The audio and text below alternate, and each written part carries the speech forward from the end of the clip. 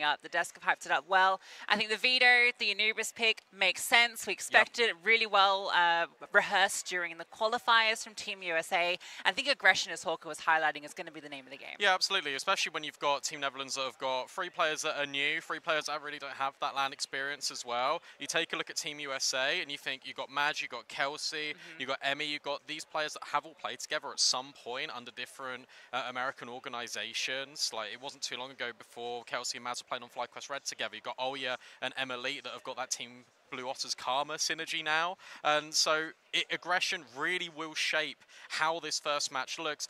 Anubis is a really strong map for Blue Otters Karma. It's such a mouthful, that team name, but yeah, that really is a good map for them, so I expect it to be good. When we take a look on the other side, I don't really think Permit to play Anubis that much, so I think Missy's going to be maybe at a disadvantage. Gina, old school, but can she then bleed in Anubis in? I don't really remember Team Netherlands playing it that much last year. I think the surprising thing about what we heard there is that Gina is listed as the IGL, right? Yeah. I think we both kind of exchanged a look there because Missy obviously has plenty of experience shot calling, and I kind of anticipated she would be doing that a lot here. I would imagine, they just have to list a player. There probably is going to be a bit of joint responsibility there. Imagine so. You imagine Missy probably has a bit more of the micro control over the intricacies of how the rounds play out, just because she has all that experience. Yeah. Been consistently playing, within the women's circuit over the last couple of years. So yeah, I'm really looking to Missy more than anyone on this team. That's the win factor. Yeah, I think in terms of new names for Team Netherlands, I've watched Ilonda and I've watched Tiggs play a little bit, and I do think they've got a lot to offer. It's just whether they can sort of rise to the occasion here. That's what I'm looking for, especially when you arrive in Riyadh. It's your first ever game, and obviously you got to have that reputation of defending the title because Team Netherlands did win it last year. And the first game is, go on the stage, enjoy. Like, you don't really even have the creature comforts of being able to play in the back corner. You guys can't see it on camera, but just over from us is the other area where all the other teams are playing, and you had a chance to practice on your PCs. It's not the case there because you got the stage literally just to the left, and immediately they're there. Yeah, exactly. So it's a lot of pressure on these teams to kick things off, but an exciting matchup nonetheless. Team USA versus Team Netherlands, our first game here of the IESF World Esports Championships. It's Anubis and USA on the CT side. So Netherlands have opted to start T.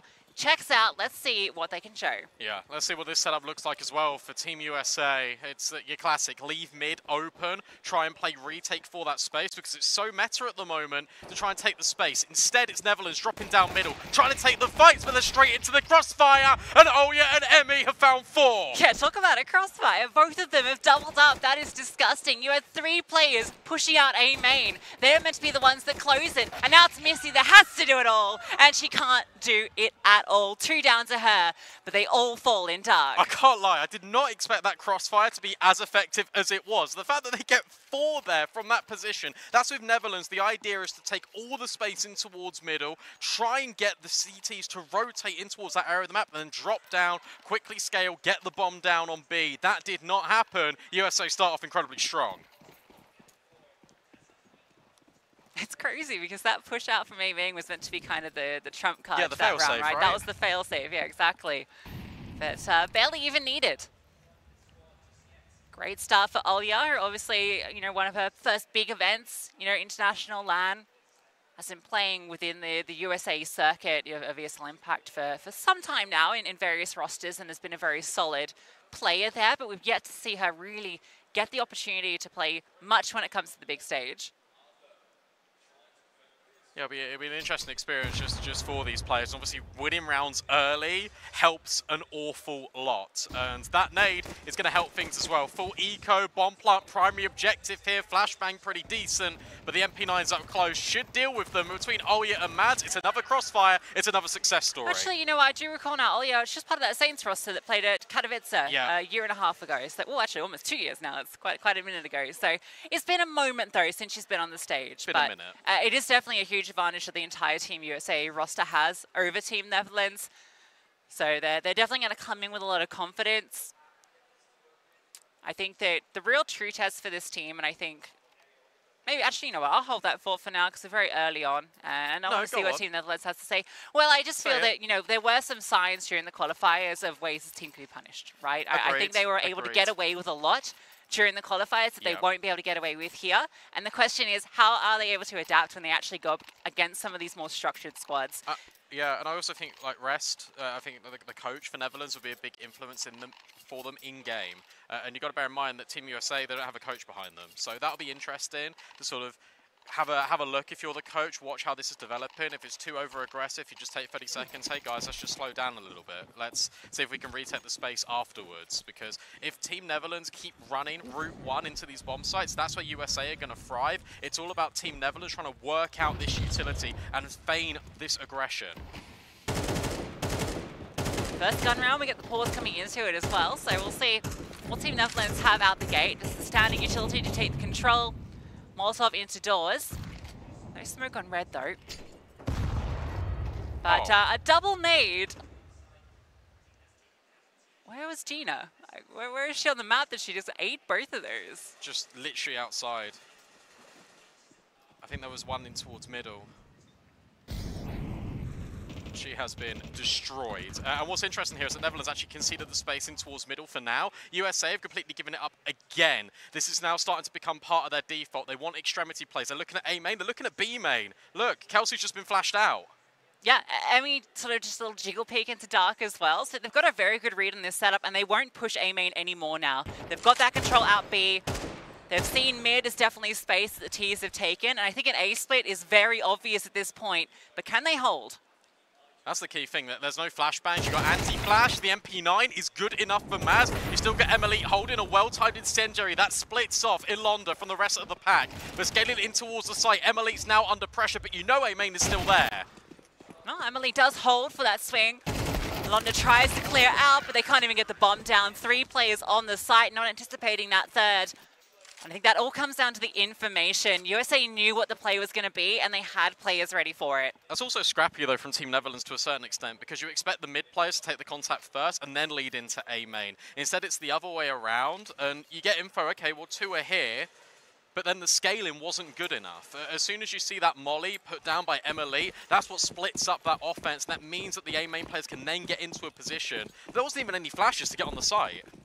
Yeah, it was very much a contact play, but they'd already let them know that they were contacting, and at that point, you don't really need to contact me, so choose your utility. They already know what's coming. And this one, they know what's coming too. It's a bit fast into the A bomb site. They managed to get that opening kill. Olya holds for 2 for the Tech-9 to remove her. Look at the flank as well. Yeah, Missy was holding for Emmy, so suddenly we're in this 3 versus 2. Rifles can be picked up, and there is kits available on the site, but if you can't get on the site in the first place, it's not going to matter. And MP9 and Kelsey remains, and she knows exactly where 2 of these players are, but can't get by Ilonda. Team Netherlands win the half-by. Yeah, a little bit of pace in towards A, and it worked out quite well. That's one of my favorite strats to run in Pugs. You have that player holding stairs, if there is a smoke and the utility to support getting into the site.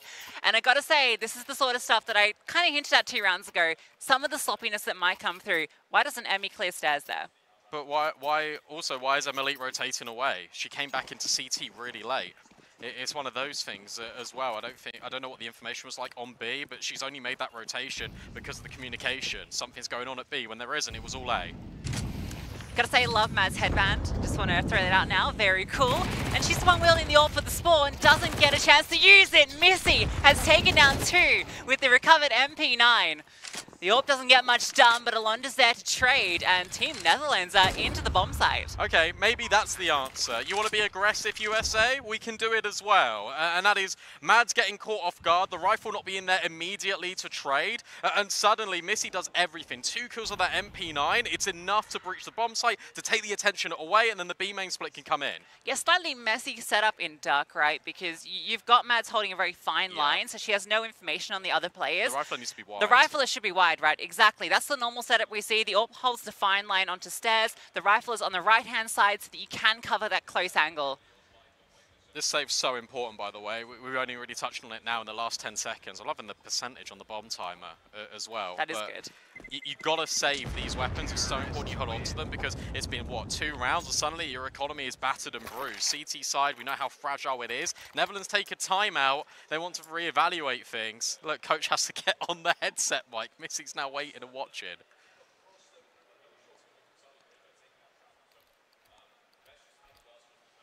At least Mads has got a lot of money because of all those SMG kills. Potential to drop an AWP. However, to be honest with you, I know Hawker was saying, look, Team Netherlands, they don't really have an AWP listed. It looks like Gina's wielding it for now. But if I'm Team USA, I wouldn't be AWPing. I would just be rifling because that's their playstyle.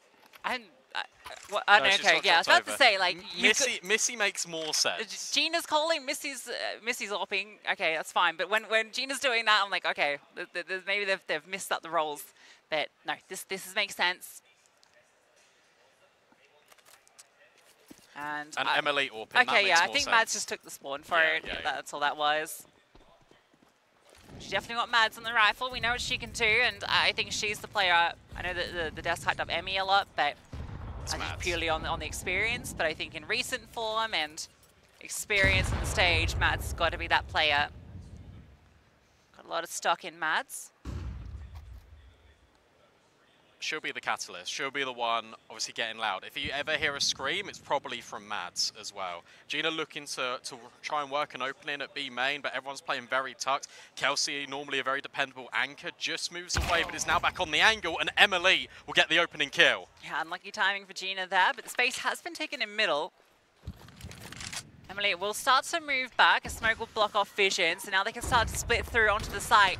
Juggling the utility is Mads, swings from the stairway and takes down both. That's the bomb delivered as well. Plus, Olya has dealt with Tiggs. This one has fallen apart from Netherlands. The slower defaults, not quite able to break past USA's defenses. You've hit the nail on the head. It's the slow defaults, but it's also like you're anticipating the utility to come in, but then you're respecting the utility. As soon as you've got mid there, you put the smoke on Temple, you go. You don't care what's in front of you. And Mads had time to put down a smoke, put down a flash as well. And they were ahead of the flashbang. It wouldn't have affected them. Might have affected the third player, but the first two should be going in there and trading. Yeah, I think that's definitely where we're going to see Team Netherlands struggle, just because of all what the devs put together. I mean, this isn't the same Team Netherlands that we've seen in the past. No. At the last event, that was Champions, and that was even in the qualifiers, right? It's some last-minute changes, and that's a lot to have to adapt to, no matter the individual skill. Getting that team synergy, and particularly when it comes to things like those timings and following those calls immediately, that's tough to do when you've not been playing in that team environment together. What worked for Team Netherlands before, it was these B splits. They're thinking about setting another one up. You've got USA with the block smoke over at stairs, so that does scare them off. It's going to slow things down a little bit. It's looking to get mid control first and then B second. Yeah, I think getting mid control just makes sense to do this almost every round now, just because they've been getting it so consistently. And if you've got that control, it is going to put that worry in the heads of Team USA, and Missy was ready for that peak. Emily showed and she was happy to take those dry peaks out B main. The AWP holds for it, and Gina swings. There is a trade back from Emmy. In fact, she's doubled up from Dark. It will be Missy that eventually trades. Brought down low. It is the advantage for the moment. A player pushing up Dark. Missy is here with the AWP, but I think she might have got past Olya. Is she ready for the AWP holding this line? She's so low though. What one bullet, that would do. The thing is, you've got to have contact in from CT first. Missy is going searching back turn. Now's your chance for the Dark player to come in. The issue is no util. Olya will arrive. Player in from jail spotted. But where's that final one? It's been dealt with by Mads. And between the two of them, it's Team USA with another successful retake. That's so well played from Olya. Massive praise to the way that she played that. She didn't just rush in, right? They've got the player disadvantage. She waits for a teammate to get closer in CT to start clearing some of those closer angles, and then that worry when Missy doesn't see anything in Dark, it gives her that timing. Yeah, but at the same time, you've got a player that's in jail that I suppose can watch for Dark, but if you've got Missy in there, she just needs to hold it. You've got the player at jail that can hold for B main, you've even got the player at Temple that could hold for that peak. It just feels bizarre that she's turned around there in that instance. It feels like the after plant was set up for success, and then they broke all of these positions and allowed Team USA the way in. I worry that Missy's going to feel that she needs to take on a lot of responsibility and do everything herself. I think it's something we do see with some of these teams that have like that one bit of star power, but then, you know, there is some inexperienced players, and I do feel that she is going to have that a little bit. 12-2. Oh yeah, goated. Yeah, I worry about that as well, actually, because I think that will come from Gina and Missy quite a lot. Trying for the fast play again. That's a team kill, but it's okay because they have been able to trade out. A bomb site, Emily now under pressure, will hit the shot, needs to live, needs to buy time for the rotates. Yeah, been able to get in. The utility is good. Resmoke's landing, so the bomb can be planted. It's a late hold outside from Missy, so it's going to be these two players inside that need to do the bulk of the work. Smoke's littering the backside. Spam goes through, and Alonda's feeling the pressure. Manages to disengage just about. Low HP. Missy will come in to support now. The CTs have to wait for these smokes to dissipate. Flash over the top. Emily will set up her teammates. All three Ts are stuck in main right now. I don't think there's a smoke though, so it might not be a problem. The bomb is a little bit shallow. And I think with the line they've got, this is really hard to stop the defuse, but a whiff shot will allow it. Emily can't take down Missy, and Missy removes Kelsey, which is going to prevent that bomb being defused, and Netherlands take their third. Yeah, that's so brutal. That's so brutal because if you're the USA, you funneled all of Netherlands into A main. If they had another smoke, that would have been the round win. Most definitely. Instead, it is Emily. It comes down to that important moment, and she fluffs her lines. That's unfortunate for Team USA, but for Team Netherlands, that's necessary. And that was even with a team kill in the mix as well. Yeah, that was great trade spacing actually coming through, bursting that smoke. That was looking a lot better from Team Netherlands. Sure, there's a team kill, but I think she was really low anyway. She'd been dinked by the M4, so fairly forgivable in that case.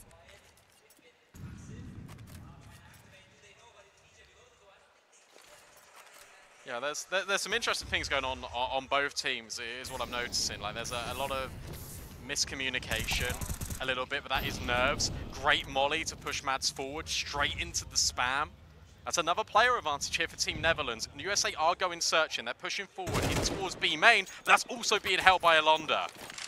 Yeah, I think Alonda's one definitely keeping an eye on here when it comes to this team. Obviously, haven't seen her kind of playing at the top level, but I've definitely seen her playing some pretty good games. And Missy gets the follow-up kill onto the side. Surely you have to start disengaging. Emily will get one exit frag, but she's already running away. It's going to be a one-round game momentarily. I think what's interesting is Team Netherlands, when they go together, when they've got good trade spacing, just as the desk was saying, it looks perfect. And Team USA, it feels like they're really keen because they've got the confidence of these early rounds just to keep fighting. It feels like Team USA never really know when to disengage effectively. The only one doing that properly, in my opinion, has been Emily. That B bomb site is vulnerable. Kelsey's having a little bit of a strugglesome start. Holding on to these rifles would be brilliant here for Team USA. Oh yeah, will find Alonda. At the same time, you can't really overextend and fight this too much if you're Netherlands because your money hasn't really been building up just yet. No, definitely not. So both teams survive with 2. And for Team USA, they've now got a decision to make. You've saved this AWP in the M4. I don't think the lost bonus is there to support a buy here. So most likely we'll try and see this AWP set up. You've got a smoke you can maybe throw to, say, stairs. Potentially set up the rifle with the pistols leading, a flashbang play, something to that sort of ilk. We'll see what they opt to do. It'll be Emily and Olya that will deliver anything of Team USA in this round. I'm surprised as well that Emmy's not been the player that's being aggressive, especially on these B main hunts. It's always That's been a lot Kelsey. of info those needs. True. Where are the riflers? So the AWPs were rotating in from Temple. At least you've got this dark push, which means that the rifle can come in through A main quite quickly. Thing is, you managed to walk through mid for free here for Team Netherlands, so you know that space has been taken outside of A main. It does feel a little suffocating, but the problem is it's 4 players coming from one choke point, and then the AWP can't really get involved. The AWP's a really late game component here. And she's got the smoke, and there's only one flash. There's that flash going forward. Chica at the back of the site, teaming in with Missy. As expected, there's that clean up, and MLH is going to go and save. Yeah.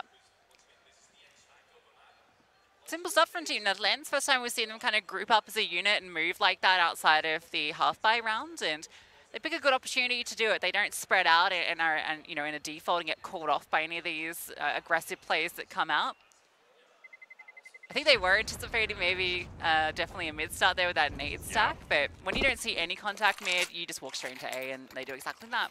And that's good as well. Like, even in one of these low buy rounds, the fact that they don't hesitate, they don't mess about in towards middle. They get the space, they don't see anything, it's a smoke, it's just a clean push. That we need more of that in mid-rounds for Netherlands. Because don't get me wrong, 5-5, you feel like it's a good scoreline, but this is Anubis. That's what we've got to comment on as well. CT side Anubis, Team USA already have 5 rounds. We'll talk about them as being the team that is the most aggressive, potentially here at the whole tournament. They're going to have a field day. I think for Team Netherlands, genuinely, they need the last 2 rounds. It seems to be 7-5 in their favour. Yeah, very curious to see what the CT setup looks like from Team Netherlands. Yeah. I'm a little bit worried about it. You imagine they've definitely done their homework on the way that the USA approaches this, particularly with the coach support. So I wouldn't be surprised if they do show up a little bit. That's a little messy. The smoke lands in Alonda's face, and she can't quite convert. And this flash play is brilliant. We traded after 1. Now re-smoke lands, so they can't aggress further. You see, they really want to. Look how much damage has been done to Kelsey. You see the scale on her, you can see the splits coming. Missy will get that kill. Now it's on to Emily, backside behind Obelisk. She gets dinked. It's very low with the AWP, but it doesn't matter. Still hits the shot. And they know Missy was last in dark. A drop out from middle. Missy looks to isolate this frag, and she will run down Mads. Look at the HP of these CTs. This is definitely doable. Trying to fake out that she's running away. Needs to try and get the bomb as well. That's in the middle of B site. That's the difficult thing. But you're right. Low HP. If she's able to isolate any of these kills, she should be in with a chance here. 35 seconds left. Time's ticking. Emily's just holding the angle. This is going to be so difficult for Missy to get past. And then you've got that support from Olya tucked in. That's the fail-safe. Can Emily hold? Missy jiggles her out. Forces that shot out, but there comes the swing. Missy adjusts. Just needs that last shot. Low HP on both. The pistol swapped out, and it's Emily to close. A phenomenal hold on B. Yeah, I tell you what, really good rotation by Olya. And sure, she didn't get the final kill there, but she bails out Team USA. Because the flashbang initially to push B main was shallow. That's why Kelsey and Emmy wanted to go at the same time, but only Emmy could push. If both of them could go, suddenly that is the entire round wiped out, and you don't even have that conversation piece. Nice try from Missy. But Emily, under all of the pressure, will survive. And that's with her getting that kill from behind Obelisk, right? When she got dinked initially as they entered, she re-swings, kills a player on jail, and that's probably the round-winning kill, to be honest. Let alone the final frag. The 1v1 with the pistol. Tiggs gets the opener onto Emmy as well. Now they just look to split again. They know that B has been weak, but Kelsey this time able to deliver with 1 and almost a follow-up. And Emily has been incredibly consistent with this AWP. The equalizing frag comes through. Bomb yet to be planted, but they have cleared pretty well. Flashbang play, Missy spray from Messi. Mads will get the double to end it, and so USA will end with 2. Olya was not aiming at the player that she killed. Yeah, that was all over the place. 17 and 6 is ridiculous from Olya, announcing herself here for Team USA. This was a really good recovery in the middle portion of the first half by Team Netherlands. You feel like as soon as they figured out to go a little bit more together, have a little bit more jointed, then it was going to be a lot more successful. However, Team USA, it was these site holds that strengthened towards the very end. I don't know if the mics picked that up, but we had a couple of the Canadians walk past and give their cheers for their, I guess, regional friends, even if they are foes when it comes to local competition. 7 on the CT feels great for Team USA. Netherlands know that they could have had 2 of those at the end. Still a chance they can take this pistol. A wrap through from Kelsey and Mads, so this is that aggression, and they are not slowing down. They're coming through CT spawn. Okay, back into A. This is actually really nice, because typically, if you don't see anything in camera, you're going to expect them to go tempo, which is why the B players who had already pushed through Dark and B main froze, because they're thinking, wait, they've gone through mid, they're going to come back B. No, they're not at all. Gina does find Olya, but it's 3 versus 2. Gina's found another one, and another one. How is this happening? Mads has suddenly put this into a 1 versus 1. Gina with the fake defuse. But it's Mads to swing. Knows, confirms that she's not on it. Gina pushing time. Starting to become an issue, but Mads hits the headshot. That gets really out of hand. Another really close round from Team Netherlands. Gina, in a massive moment, almost pulls that back. What's that, a 2-on-4 at that stage? What? We're just looking at the feed. It's like, oh, Gina's killed 1. Okay. Gina and then Gina. Suddenly... oh my goodness me.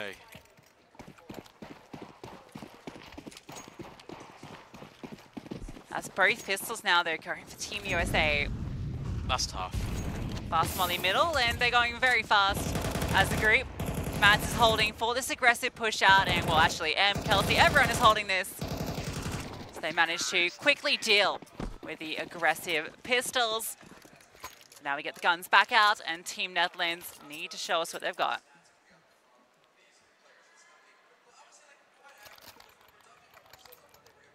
Let's give this a look, because look, it's still going to be the bonus for Team USA. Netherlands taking a timeout because they know how much this means, because it isn't just rifles, it's rifles with utility.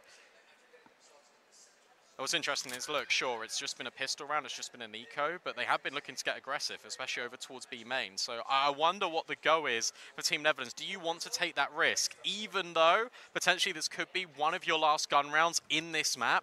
Do you want to take that risk? Do you want to try and fight for map control very aggressively? The round distribution at the top is flipped. If you're wondering at home, I think the first half is the wrong way around. Yeah, you are right. Just if you were wondering. There's both pistols that went Team USA's way. The gun rounds were fairly even. If this is what Team USA are going to bring in sort of every series, I'm actually quite excited. Okay. Because I was a little bit concerned, I'm going to be honest. I didn't, after Yash, I had kind of like mixed opinions about where I kind of lay my hat with Team USA. But if this is going to be aggression and just overwhelmed with good trades, then I'm excited. The thing with this is they're just taking a main control. This was never going to be the commitment because the bomb's in towards middle. So they're just trying to push and pull these rotates, but look at Missy. Yeah, look at this timing she's caught. No one was holding... Oh. Unlucky. Well. Yeah, you can't pull a fast one on Olya. She's been phenomenal. Olya and Mads, you know, expected that from Mads, but it's good to see Olya alongside her. What? And Emmy just walks through. Elander's gone. Gina is here close by, but a molly landing in her face, so she can't really get involved. Save, please. Tiggs has been dinked. Please save. Time to disengage. Oh, no. The reason why I'm screaming save so much is because it's a 3 versus 5. You've literally just invested into this. You had a little bit of utility in your pockets. You gotta give yourself something, a little bit more of a buffer moving forward. This is double digits now for Team USA, and I know it's their map pick, but they've been looking very strong on it. From individuals that, to be honest, I didn't expect to shine this brightly, this early. Olya in particular, and it's good to see Emmy is finally starting to arrive. On T's side, we should expect more out of Emmy. Yeah, absolutely. That's where she does her best work, for sure. But I think Olya, just because she's, you know, taking on those anchor rolls on the A side, I guess that's where Team Netherlands went, you know, quite a lot in the first stages, and she was able to shine, but that's really good signs from her. Oh, this is now really awkward, isn't it? You feel like you have to force. You got to keep forcing until the game's over, it feels like. This many rounds of deficit.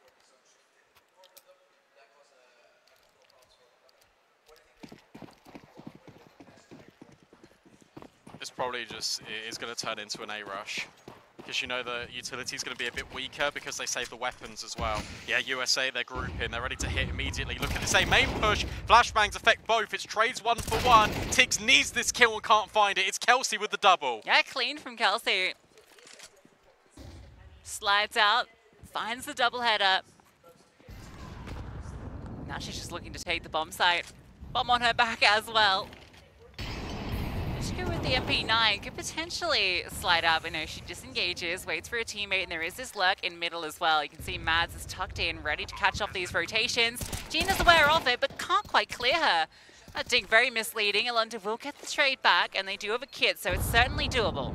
Yeah, it is doable, but there is utility this time for Team USA. And they're not peeking. They know the pressure is on the Netherlands to get into this site. MP9 fired off. That's not a worry at all. And it's just one player jiggling in from pillar. You've got to get by Kelsey, who's on site. And that's achieved, you've also got to get by A main. Suddenly, this is turned on its head again, but it is Olya. There is a kit, the spam, good enough. And 1 HP remains on Elonda. She can't do it. Olya again for Team USA. Kelsey with the opener, Olya with the close. She hits 20 kills, almost a 3.0 KD. This is what you were saying, though. These issues that are arriving for Team USA. And sure, it's not being punished by Team Netherlands, but some other teams in the tournament can definitely punish these mistakes that are being made. Yeah, how does an MP9 and an M4 manage to pull off that retake down to the 2-on-1 in that stage, right? It's because you've got half the players peeking, half the players tucked, and you haven't got a clear identity of what you want to do in that afterplant. Sure, it works, but that is troubling. And he tries to go quickly.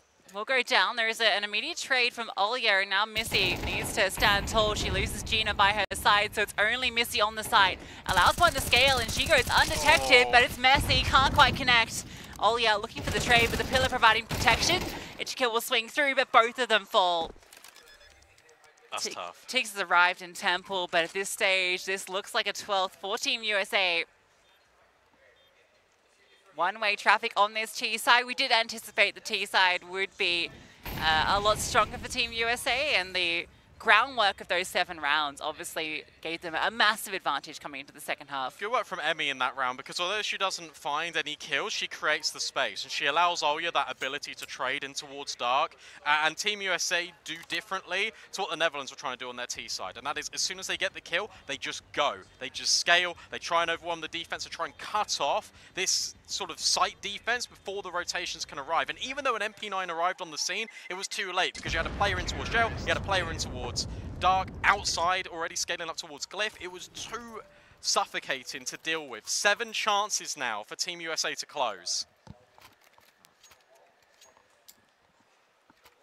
And this is probably the best chance they're going to have, because look at this buy. Couple of Famises, 1 M4. This is rough. This is really rough for Team Netherlands. And Emmy's got a P90. Yeah, so this is... We don't love it. We don't love it. No. I'm gonna be real, but it is Emmy. She is that type of character. Expect Kriegs, expect P90s, and expect it to not work, because it's just not what you should be doing. But Emmy's gonna do it anyway. She will. She'll do it every game. At least she's doing it on map point, I suppose. Good molly, but a good counter nade in kind. Ilonda just waiting on the edge to see if anyone pushes this smoke. Team USA very prone. Also look at Missy, pushed out in towards middle. Needs to watch her back. They're all here, Missy. How many can she find? Another laboured spray, and it's Olya again finding the opener. Yeah, it feels like Missy's feeling the nerves a little bit, and again, it's feeling like she needs to do everything. That push out top middle feels a little desperate when they're in the 5-on-4. Yeah. And she gets punished for it. This has given Team USA room to work with. A double up in Dark and a double up in Temple. It's a decent setup from the Netherlands. But the AWP peeks straight in and removes one. Now the push comes out Dark. It's again a 1-for-1. Emily is removing all of these players with the AWP. And there's Mads holding for the aggression. I think that was Gina spotted as well. They know where this final player is. Team USA looking to walk this one in. Might be Emily to do it. No, can't quite get it done. Can Gina pull off the 1v3? Especially with the position known. It's incredibly tough. Smoke in her face. Considers the HE. Well, actually, to play her own smoke for a bit of space to work with. The flash behind, trying to scale out around the side. Third lurks Kelsey, and it's Team USA that take map 1. Yeah, well played by Team USA, because they looked really good all throughout map 1. It was a little bit shaky, touch and go on that CT side of Anubis, but that's to be expected, especially on that map. You get into T side, it is one-way traffic. Yeah, and we saw some great individual performances as well. Mads very consistent, but Olya had to be the MVP in our books. Yeah. A brilliant performance from her. Great to see her back on land and thriving in this environment. Yeah, absolutely. And also just Emily, consistency with the AWP was something going into this. I didn't know what to expect, especially on a map like Anubis. She can be a little bit more controlling, but she's a lot more of a safe player when she's got the AWP, trying to be a lot more supportive. And when it came to hitting those crucial shots, sure, there are a couple of missed opportunities, but overall, very consistent, very good. Yeah, it's good when you got that balance, because you do have these aggressive players like Emmy, who is going to go for those plays, right? To have someone who is that safe pair of hands to be the closer. And I think that last round was the perfect example of that as well. So it's good to see that balance of players. And I'm actually surprised that it's, I guess, Emily and Olya, who come from obviously Blue Water Karma, who haven't been playing at the top of the US, right? They've been struggling a bit in North America, but they're the ones that I think were the most grounded in playing, I think, the most structured style of CS here. But to be honest, like, that's always been sort of Emily's Netherlands team and their dynamic is all about focusing on the system. It's all about just creating that support network for the rest of the team. And to be honest with you, when you have got like Emmy, Mads, Kelsey, like they're really aggressive. They're going to want to be sort of let off the leash and just charge at their opponent. So it's good that we have got that balance, as you said. Yeah, this team's definitely looking a lot more exciting than perhaps I anticipated. I was a little worried after what we saw during the qualifier, but it feels like they've definitely been putting the work in. And, you know, obviously for Team Netherlands, it's a little rough losing this one out the gate, you know, given they are the reigning champions. But dealing with, obviously, last-minute roster changes, having to adapt with new players. Obviously, Missy played a great game. We saw some good flashes out of Gina. I just felt like some of those rounds took a little bit to get going, but we saw the potential for the squad. Yeah, and to be honest, look, Londa and Chica, like right towards the end, they did sort of rise up a little bit, and that was Team USA's map pick. You go on to Inferno, it's a lot more just concrete for Netherlands, so hopefully they can feel a little bit better about it. But for now, we go back to the desk and we go back to Alan and the gang. Thank you, Brandon. A bit of a smackdown there in our first game of the tournament, 13-5. You said before it, Hawker, it's going to be an aggressive affair. It was. It was absolute aggression from the USA the whole way through. Yeah, definitely. And especially some of those, flash plays into B main, random pushes through mid at times in smokes. It definitely was, varying levels of success, I guess I'll say. Sometimes it went really well, sometimes not so much. There was a short period of that game where I actually thought Netherlands were about to adapt to it, because they did start to use some early utility even to try and just stop the US and their pushes. But it didn't seem to matter in the long run. US, I think, just pure skill-wise, just kind of too good for the Netherlands here. Yeah, it seemed to be one step above. And again, I was kind of leaning the same route as you, where like round 3, obviously we have the force spike coming in from the Netherlands. They're able to actually convert onto it, start building up a couple of rounds on that T side. And as you said, they were kind of able to stem the aggression from the United States, which is huge. And we did see that the US, at times, didn't feel as comfortable being, I guess, a static defense in the same sense. So they did have their opportunities to kind of get into the game. Once we swapped over and the US got on the T sides, it was just a bit of a one-man show in many ways. The way I see this is that the USA played to their win conditions. They're a team with more experience. They're clearly more comfortable on this map. And by getting aggressive, you stop Netherlands even defaulting. They can't even get to the point where they can run their set rounds, run their set executes. You have to imagine the depth of the rounds they could go through. I mean, they can't have spoken through how to play a 3-on-3 or 4-on-4 nearly as much as a USA. So I like the aggression. It might have cost them a few rounds in that first half, but they played to win, and you can't deny it. They smashed their opponents. Yeah, I know they really did. And again, like one of the bigger question marks for me going into the match was Olya. I think Lucy and Brandon kind of touched on it as well. She hasn't played at the very top tier in NA either. Yeah. Right, for a little bit of time. So seeing her coming out, just guns blazing, absolutely amazing. She was very much like a tone-setting factor for the US in terms of getting into the groove of things and actually securing a solid CT side. Yeah, I was really impressed with her in the qualifier for that reason. She's just really stable on that A site, and I think, especially on this team, it's a really important thing to have. As the casters were pointing out, it's really nice to have that little bit of stability behind, because yeah, she was locking it down in some of those rounds, and maybe when the game felt like there was a chance it could turn, I think she came up with some important moments. And then you see some of the other players like Mads in that pistol in the second half, just swinging randomly, just you almost don't expect it, but it's going to catch some teams off guard, that's for sure. And I also just love how American Mads is with the bandana and everything going on. Like, I respect it, okay? We got the Nations tournament. You might as well go fully wrap. Yeah, come 100%. on now. What I do enjoy about Ola is we brand her as the A anchor, but in this case, anchor is a misnomer. Because she didn't anchor the site, she just decided, I will push through the tunnels with flashes from my AWPer and kill everybody on my screen. If they go B, I will retake and kill everybody on my screen.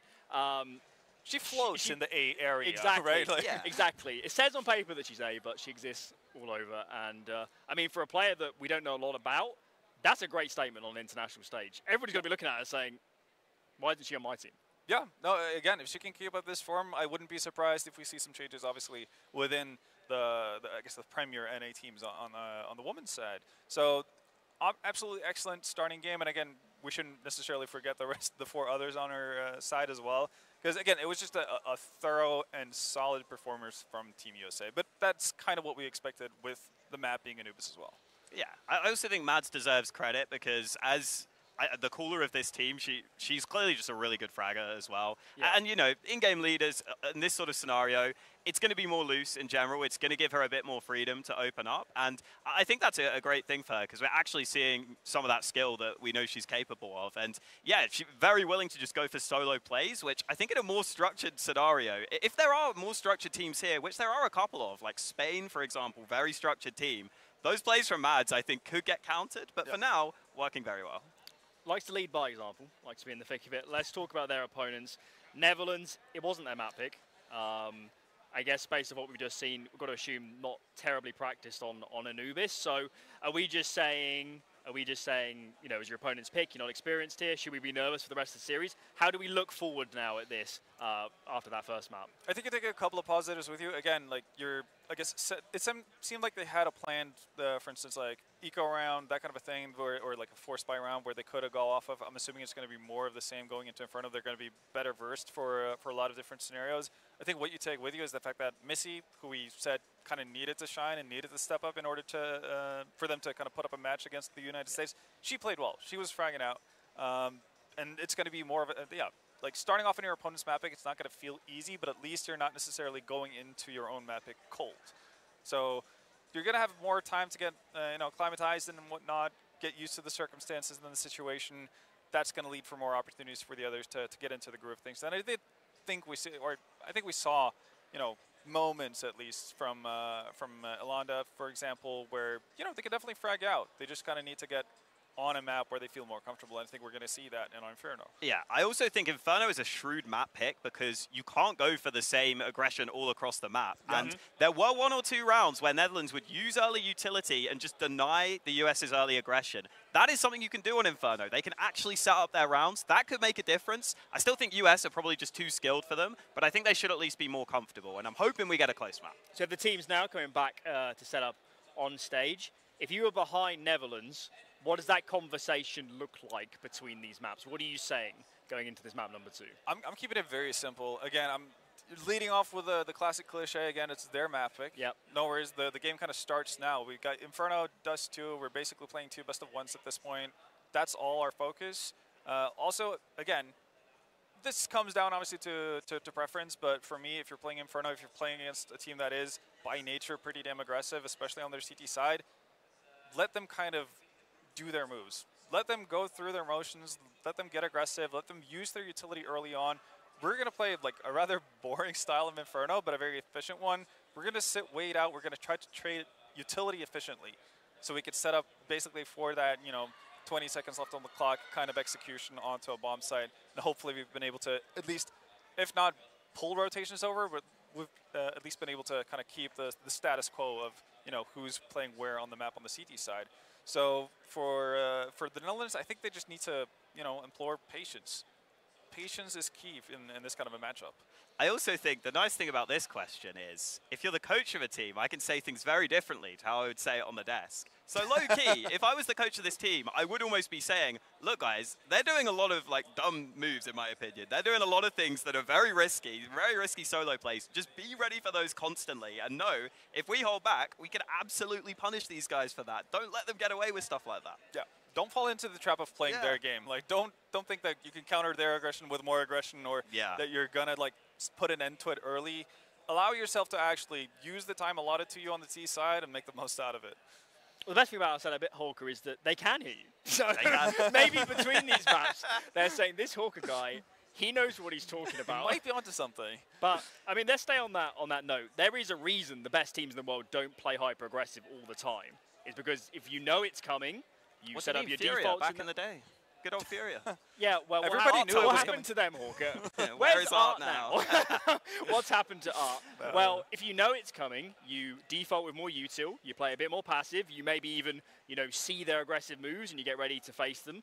So there's a reason top teams can counter it, but if you had to put your money where your mouth is, Hawker, right now, in the here and now, can Netherlands stave off the aggression of the USA? Yeah, probably not. I think, again, the skill difference is quite clear between the teams here. And, yeah, we saw Missy have moments, but we need a bit more support if we're going to have many opportunities here. And I think it's also the fact that, like, Emmy, for example, I think she had a good map, but she didn't have a great map. And by her standard, she's capable of great maps all the time. And she does just play quite aggressive, so it is going to be a higher variant style in general. But if she has one of those maps where she's feeling it, she could absolutely dominate the server here. Yeah, and again, it comes back to what we saw and what you mentioned, Alan, from the first map as well. The fact that, yeah, Netherlands are not going to be that well practiced. If they're not allowed to kind of just go through the motions and set up their standards, they're going to have a tough time. Like, it's difficult to play Counter-Strike when you're not allowed to get room. And if the US are successful with it, as you said, with the inherent skill advantage that they have, at least seemingly from Anubis and what we've seen in the past as well, Netherlands might just end up in a situation where they're constantly just pushed back and they're not able to actually get any sort of map control, regardless of how much utility they might have saved, etc., just because they're not winning duels. Yeah, it is tough. It is tough. I wish I could be more positive for Team Netherlands. I wish I could, but I don't know, Alan. I've got to be realistic here. Well, let's hope it goes better for them than you're setting out. They can hear you, so maybe some rotten fruit will be heading your way if you say any more bad things. Either way, next up it will be Inferno. Quick break for us, but when we're back, map 2 of the series, let's see if USA can get this done in 2. Don't go anywhere.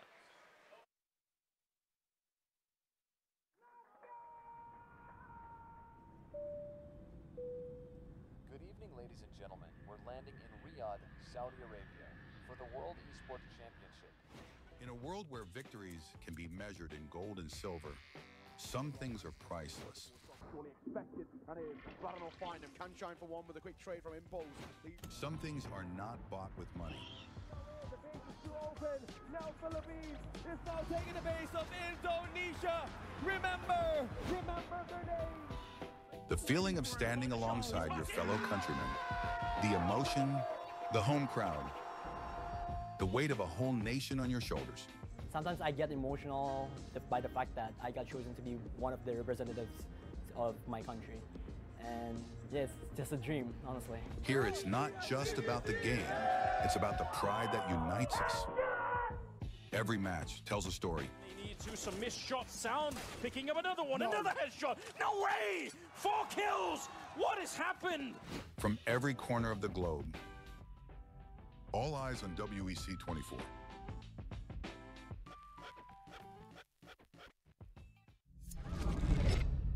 Early 1970s. The world was discovering the boundless possibilities of esports.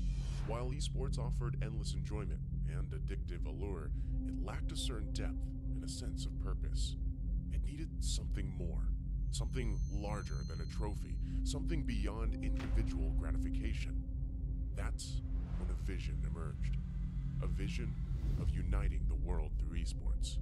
The International Esports Federation and the World Esports Championship were born. Its mission was clear: to create a stage where nations could unite and compete for the ultimate title, World Esports Champion. For these athletes and nations, the World Esports Championship was more than just a competition, more than just a game.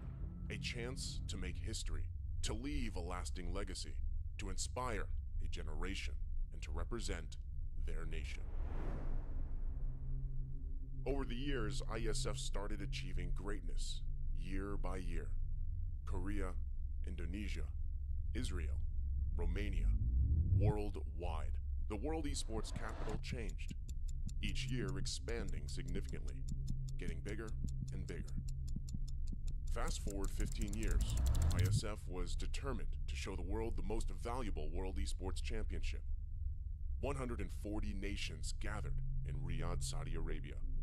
The WEC24 story. 2024. Saudi Arabia prepares to host the 16th World Esports Championship after a spectacle made in Iași, Romania by IESF for WEC23. New president, new challenges, and quite a bumpy road ahead. As the calendar turned to January, the national qualifiers took place, breaking dozens of records. In a wingspan of 3 months in every nation across the globe, athletes competed to get one step closer to the World Esports Championship and represent their nation on the global stage. However, as fate would have it, the road to WEC24 was far from smooth. Things went south. 2 out of 3 offline regional qualifiers were forced to go online. Even though that barrier occurred, the online regional qualifiers shattered previous viewership records. The hype for WEC24 was real. Meanwhile, Africa.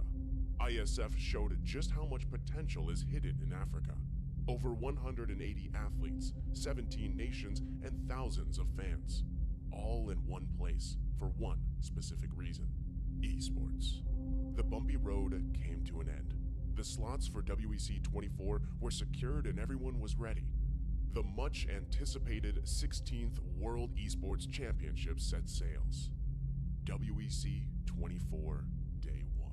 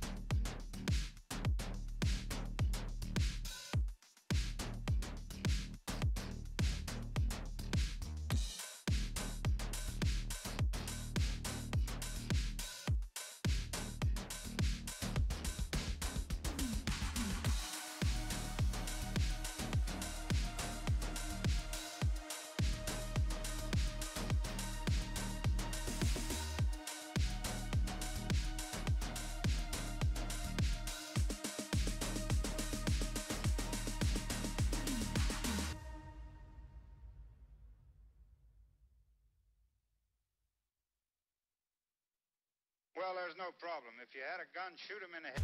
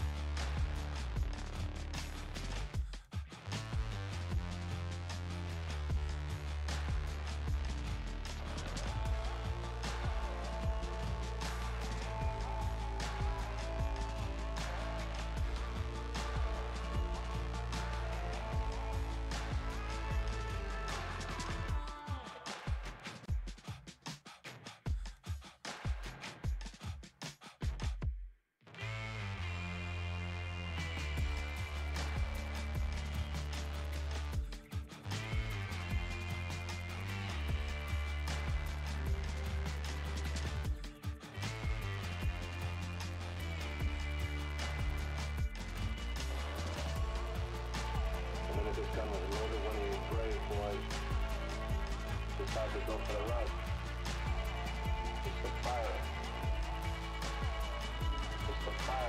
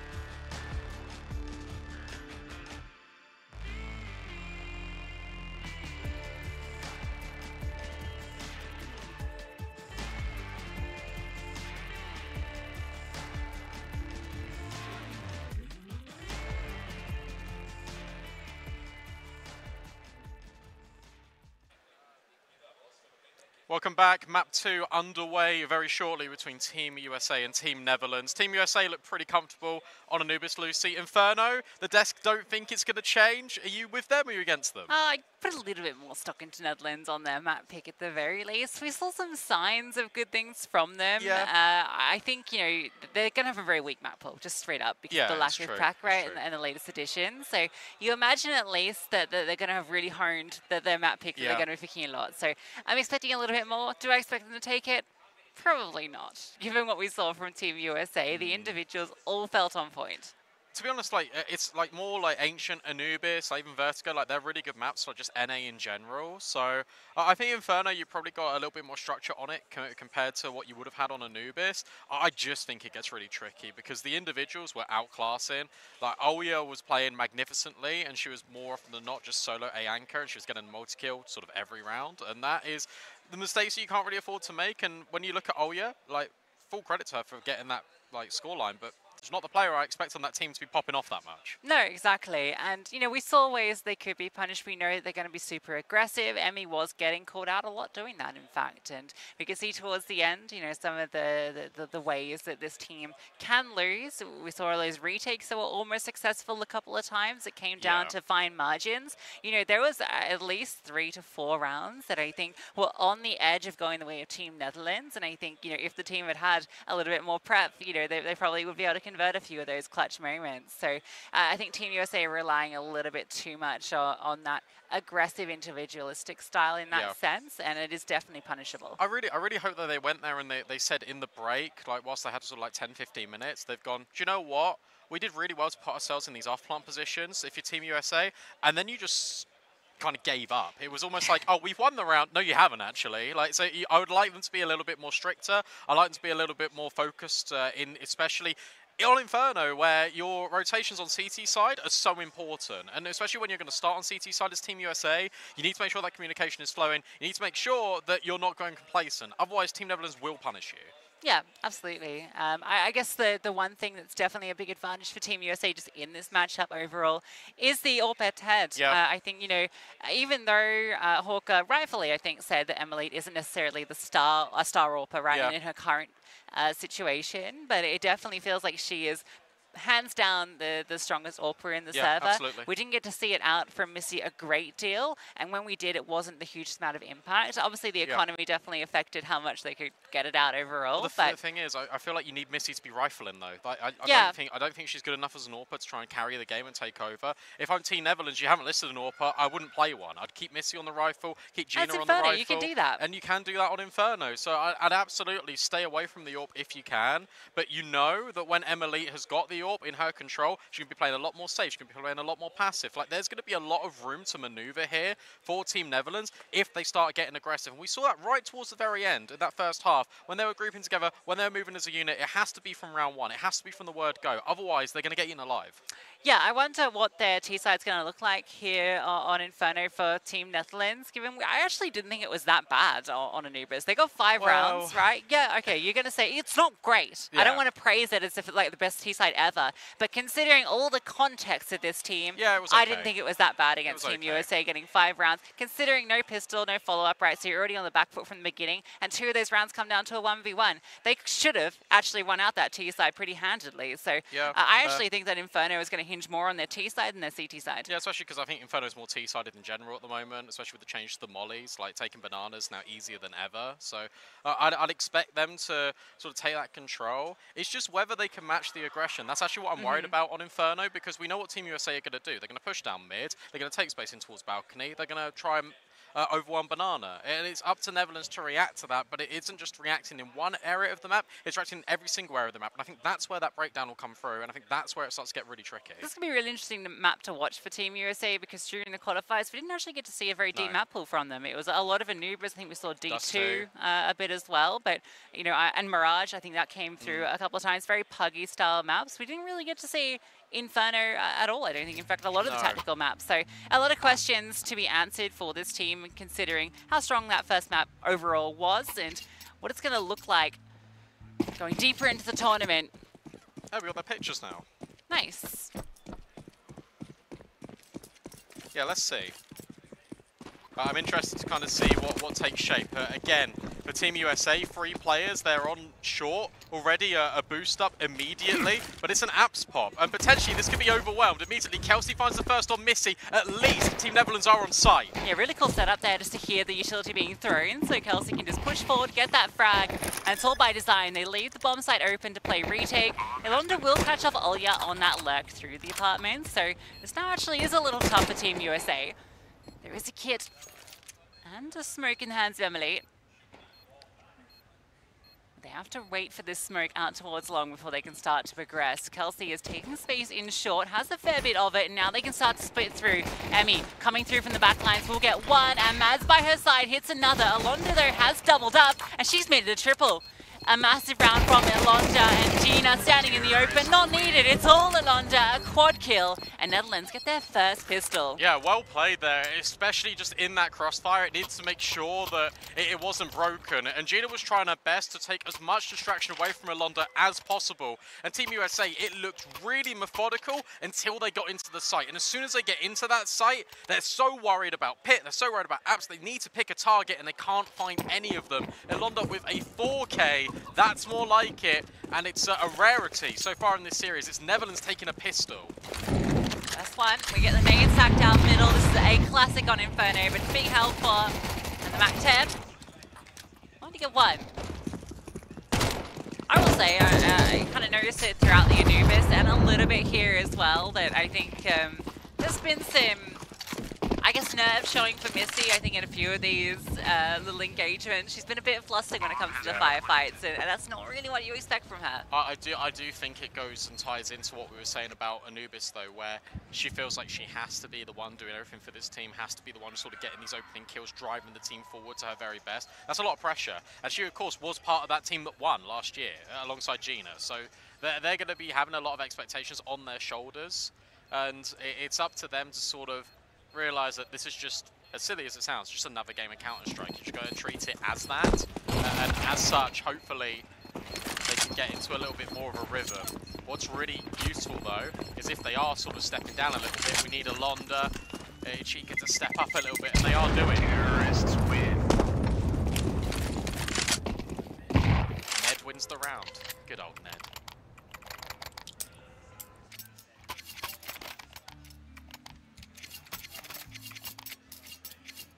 That was just the eco. That was a couple of nades down middle, pushing with the USPs. Now we've got everything. Famuses in play, M4s in play as well, and a bucket load of utility to try and take banana for USA. And 3 players are going to start there early. That's going to be the high point of contention here in round 3.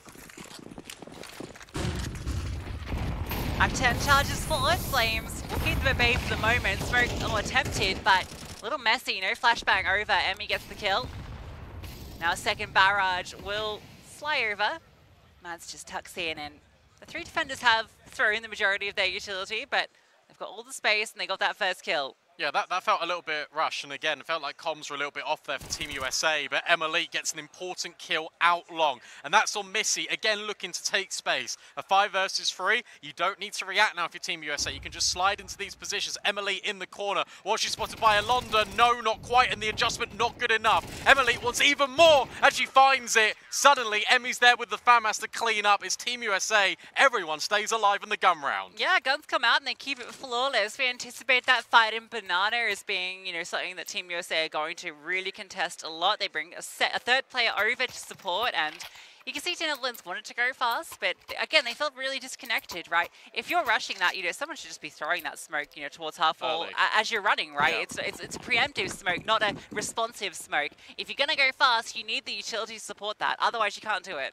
What you will get, though, are lessons learned, and that is USA drops all of their utility basically instantly. So you can threaten that, get them to dump their util, and then reset later in towards B. 3 players start here again for USA. Flashbang blinds and Chica. It's a team 1, and look at Kelsey in the apps. 3 quick kills, and suddenly this gets even more dicey for Netherlands.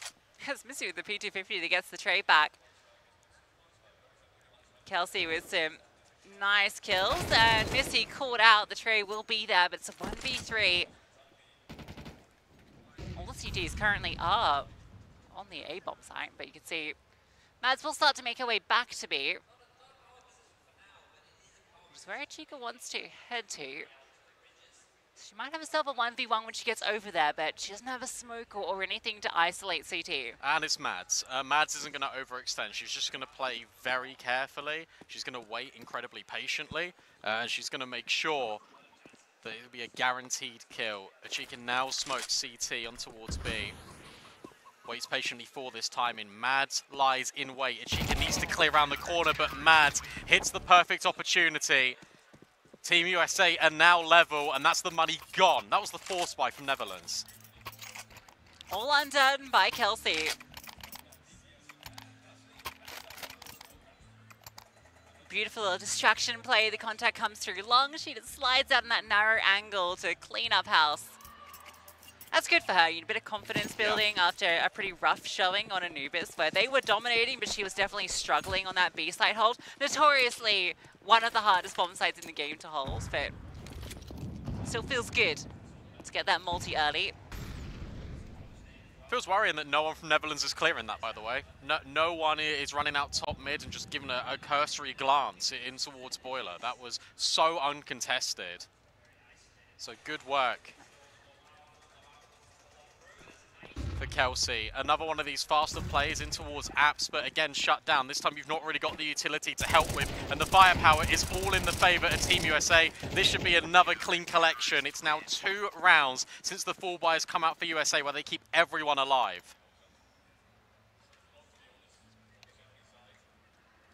Pause comes through. I think I'll start tickling, that's technical. But either way, it's a moment of respite. Netherlands started strong, but Team USA have now started to dig their heels in. And it's because they've started to put the pressure back on. As soon as Netherlands were, it is only just the pistol and obviously the eco after that, but they're the ones sort of setting the pace. And USA have now started 3 players over at B, taking that incredibly aggressively. And Netherlands, the reaction is to go into top brackets, but by that point, the third player's rotated over, back to mid, the crossfires are there. It feels very simple, and sometimes simple is the most effective.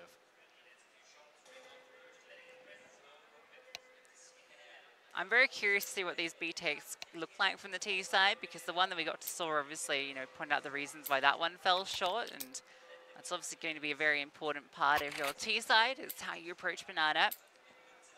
So I hope we get to see some variations to that approach.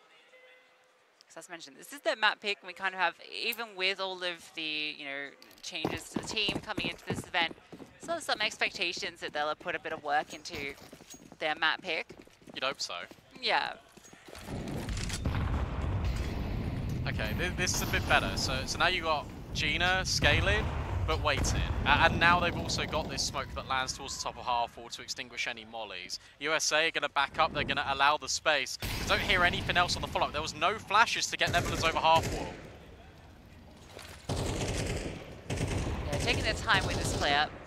But they've got good space into apartments as well. And in fact, we saw this on Anubis where Team USA were actually fairly happy to concede a lot of control and just had a lot of faith in their side holds. There will be a reflash in. Mads doesn't see anything, so we'll drop her own smoke onto top half wall. Well timed.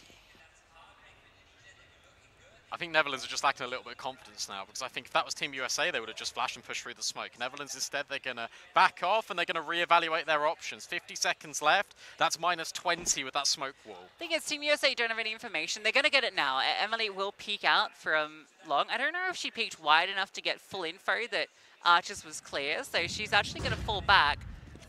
And then re-splash. It's all misdirection. I think they've got the wrong read on this. Yeah, they do. They do, but Mads isn't far away enough. She can come back now. Netherlands stepped, and Emmy heard it. So suddenly they will start scaling towards the site. The question is, where is Emmy? Because you've locked out Mads. She needs to try and be found immediately, and they clear her. At least there's a trade there for Netherlands. They can now get the bomb down. And there is the alert coming through. This is much better from Team Netherlands. The log will be found, so it is a 3-on-3. 2 players low on either side. A re-smoke on CT makes it tricky. There are kits in play, and Kelsey has utility to set up her team. Looks like they want to give this one a go. Kelsey has the flashbang, so they're just going to go dry. Jiggle on the angle. Tiggs is spotted, but she just falls back, forces them to scale in, sets up her teammate Alonda in the pit, able to find success. A double up, and that's a nice round from Team Netherlands. Yeah, played that really well. USA, I think, wanted to find the contact and then set up the flashbangs from CT, but it just didn't quite work out. And also, they didn't have a smoke for that retake, so it wasn't even like they could cordon off Banana, fight in towards the site, couldn't even put a smoke on the bomb, for example, so that just gets incredibly tricky.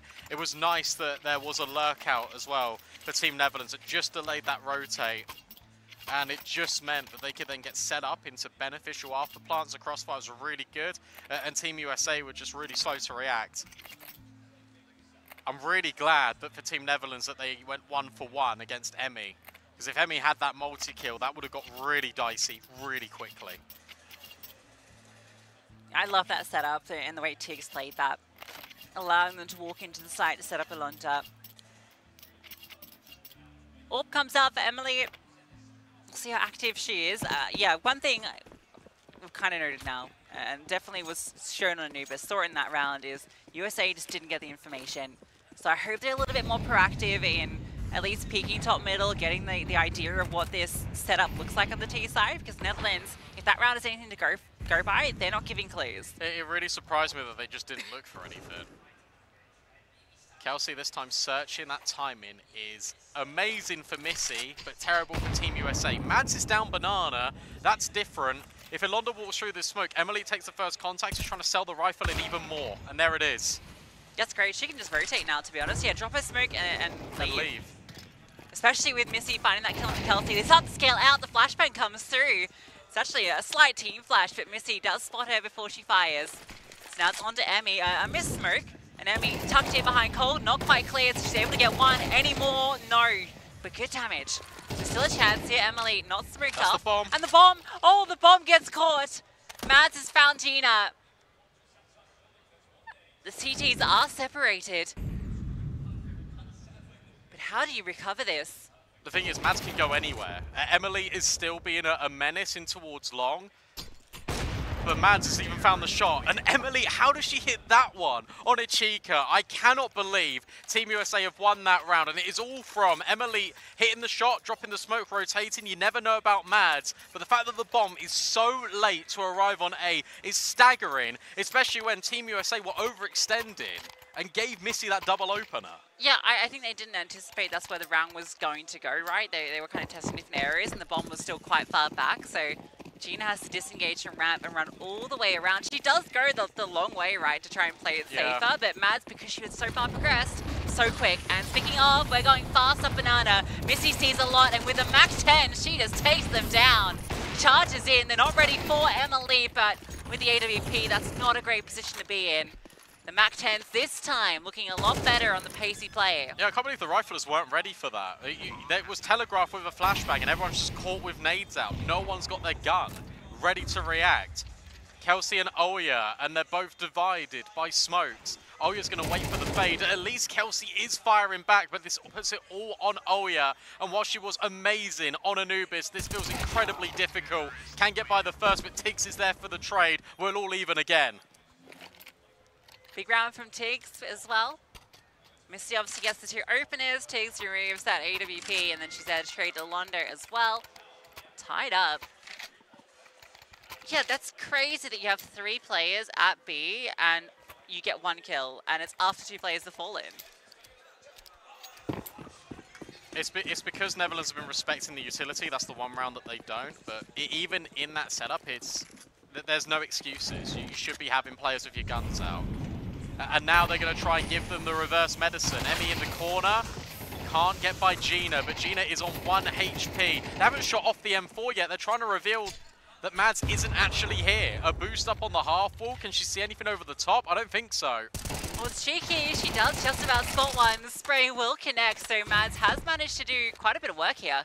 And look at the space that's been taken. Kelsey has walked through 5/7 armor, by the way, so still deadly. She can now lock off the rotate. She can spot if they cross back up top middle. That's going to allow Emily to rotate and be supportive over towards B, which is what she's going to need to be, because it's only Mads that can really deliver.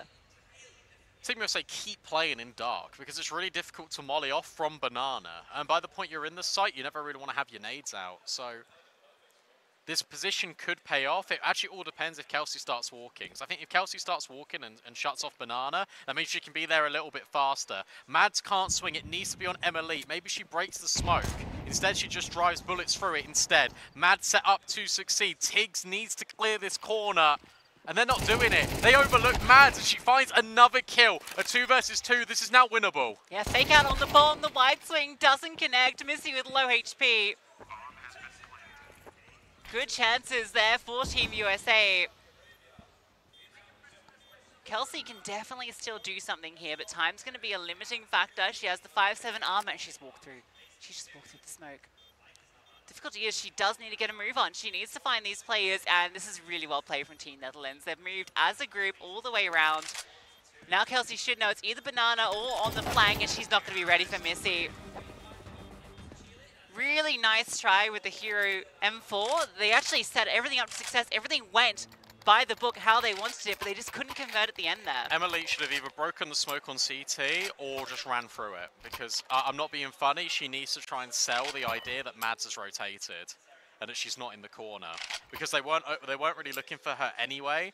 But if Emily has run through the smoke almost desperately, I think that sets Mads up. That HE might have gone a little bit deep, but that could have been it as well.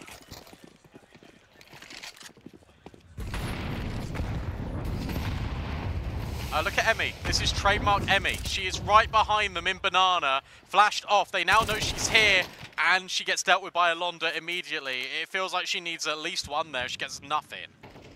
Yeah, the flash kind of catches her, right? And the player tucks in towards tree, so there's just no support. And you imagine if you're going for that play that you maybe should have the aggression on Banana at the same time, you know, when Emmy takes that contact. Have Mads, you know, putting a little bit of pressure on as well, so that they're kind of caught between 2 positions. But Emmy gets left on an island, and she's easily dealt with. Netherlands respond to that well. Yeah, it's interesting that there wasn't a second player on Banana, and it felt like they had 4 players there to try and get Emmy down middle. Because then Mads can never really push Banana, as you're saying, and that should have been the correct reaction with that play down mid. Missy, who's been really good in top brackets, now looking for another opportunity. Oya playing anti-flash, but needs to be careful. The jump will actually set them up, and Kelsey again in boiler will disengage. So Netherlands take the site, but they know that there's a dweller in abs. Yeah, well, there's one way to deal with that, and that's bullets. Forceful eviction. Emily on the line, can't quite connect as they cross. Smoke will land, so Bob can scale in successfully. Find a safe as well. That smoke's wayward. Yeah, it's got a big gap on the right-hand side. They're going to check, see if anyone's playing around it. Mads is pushing up through short, so she's the key factor here. And around the edge of that smoke, Emily will take full advantage of that gap given over. Now there's still room to work with. Time, I don't see a kit available. So You need to get a move on. This flash being set up so that Mads can start to scale in. Molotov will land, but into the side they go. Emily gets another. They need to get this smoke down. They need to start defusing. It's not planted really for Tig. Smoke will go down. And Emily, she's just sticking it. She's just sticking it. It's the full 10 seconds, but Tiggs can't find her. Off to the side. This smoke has been her undoing. And there's just enough time. I can't believe it. And she knifes her. And she knifes Tiggs. Emily, the AWPer has now been injected with cash. She can now drop the M4, pick up the AWP, a 10-second stick for the most unlikeliest of outcomes in that round. Full credit to Emily, because not only does she get the kill on long, she sets up the flash to get Mads on the site, and then she just sticks the bomb right in the face of Team Netherlands. Yeah, that's a bit of nerves from Tiggs, I feel, in that situation, right? Just not feeling super comfortable in how to approach that when the round starts to fall away. There's definitely a few different ways you could have played that situation when the stick's coming through.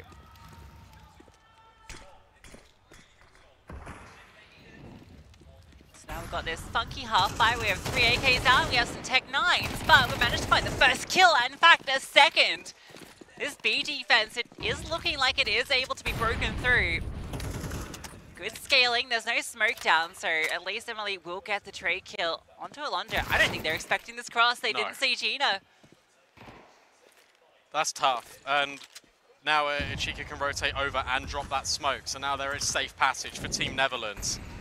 M4 recovered, you've got smokes, you've got flashes, and you are getting the kills onto the site. Gina's now been dealt with. They need to try and find Tiggs up close.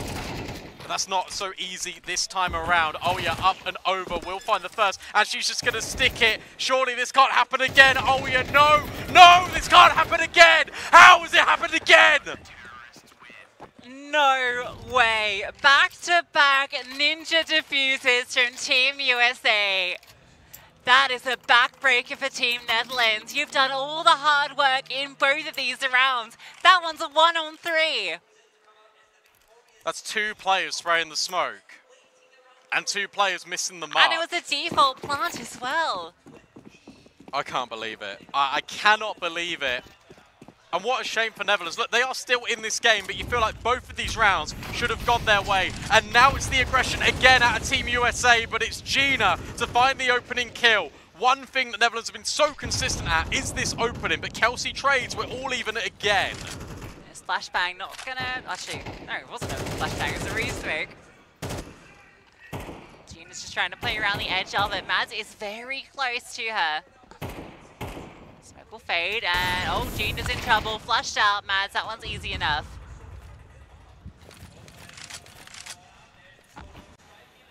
This is tough, because how do you get into top brackets here? Because the smokes are up. Maybe you can come through the apartments, but it's being held for by Kelsey.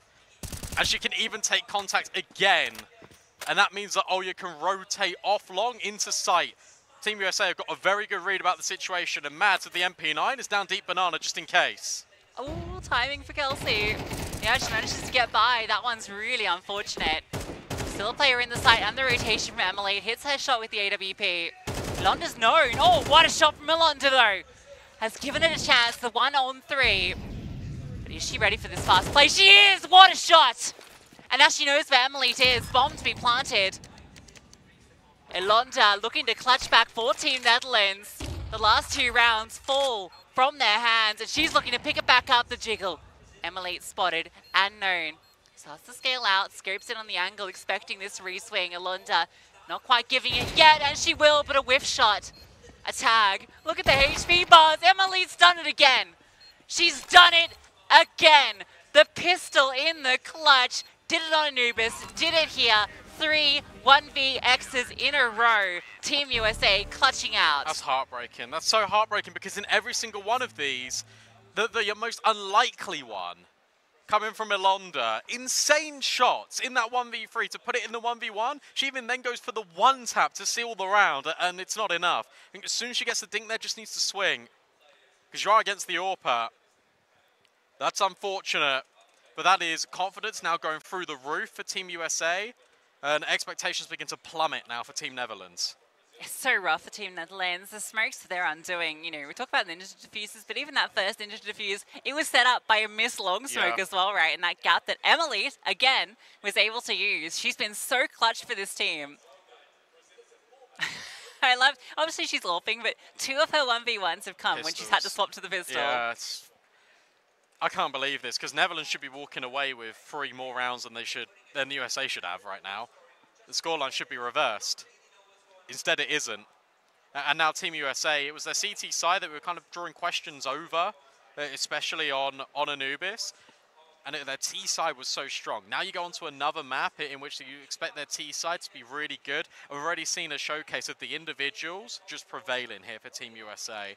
So all signs point to them taking this 2-0, especially given the manner in which they've won some of these rounds. Yeah, they just got that clutch power, don't they, right now?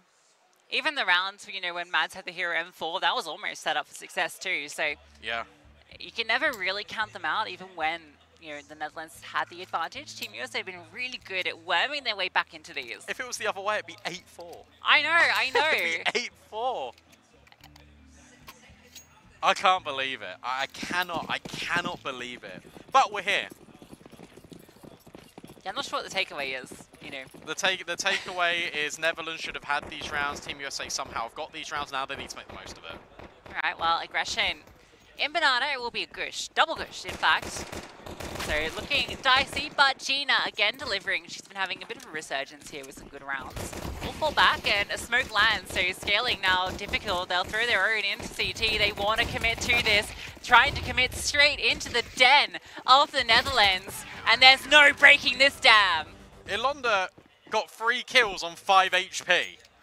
She was dinked. She was one of the first players to be dinked at top Banana, and I thought Gina was going to be sat up there. Gina gets dealt with immediately, but it's Ilonda at the back of the site, makes up for that 1v3 with a 3k of her own. Netherlands, that's a really important pistol to win. That is both pistols now going the way of the Netherlands. They call her Ilongo. What? Just saying. A lot of SMGs invested. The HEs will deal with 1. But it's the M4 that's actually getting all the frags here. Finally, Gina will chime in and try and farm up some cash. No, keep the MB9 out. Oh well, London got all the frags. Anyway, she's having quite the map. Yeah, a player that definitely sort of didn't perform to the expectation on Anubis, but to be fair, that was also a team effort from Netherlands. But Ilonda is definitely one to watch. A very good pickup to this squad. And I'm glad to see it being reflected here, especially on Inferno. The issue was we saw the pistol rounds go the way of Team Netherlands, but as soon as the guns came out, that's where USA started to thrive a little bit more. So it'll be interesting to see how this matches up now, considering USA have got all the AKs in play. Utility is lacking, though, I will say.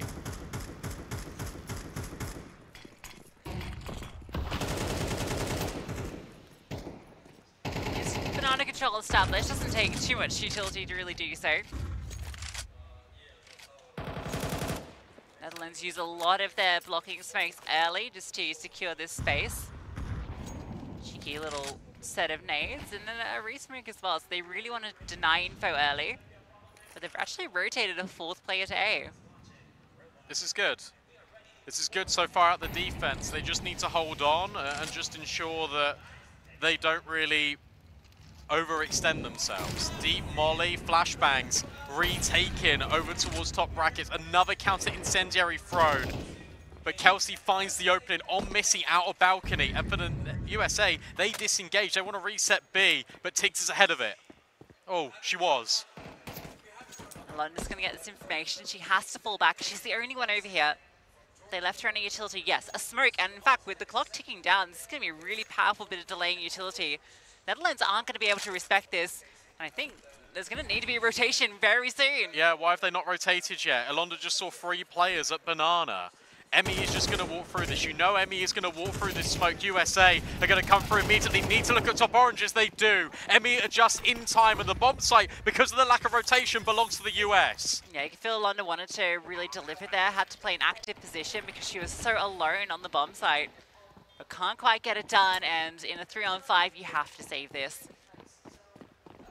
I'm just so confused why it didn't rotate. Yeah, it seems weird, right, when you're in the 4-on-5, and I guess, you know, you're kind of leveraging your bets a bit because you do have the player disadvantage. You want to keep the majority of players at one bomb site, but the thing is, the information most recently was this spot down banana. I guess they didn't know if there was a commitment off the back of that because Alonda didn't see any follow-up utility to scale up banana, and so they take the gamble. It maybe looks a little silly, but you can kind of understand why they went for it. I suppose so. If Alonda had more smokes, I'd be like, okay. I guess you didn't hear anything in banana. It doesn't matter anyway. It doesn't matter. As foretold, as soon as the guns come in, USA do deliver. That was quite a simple finish in the end. Another timeout being taken. Coach can just jump on the mic for 30 seconds. Because they're still in this game. That's the important thing. Team Netherlands are still very much in this game, in this series. They just need to make sure that their economy doesn't get completely decimated here. They need to keep making these rounds competitive. They need to put Team USA under pressure.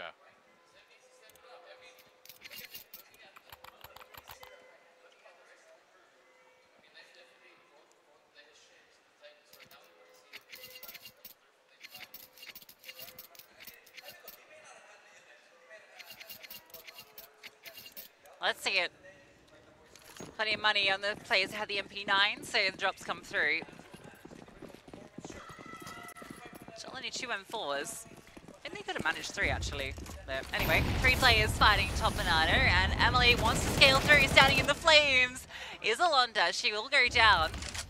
No reswing though, you expect another player to be there when you've got so many players present. Absolutely. I'm really surprised that Alonda just gets left out to die, basically.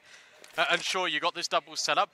To be honest, because Alonda is kind of left on her own, I wonder if Team USA expect a second player to immediately be here.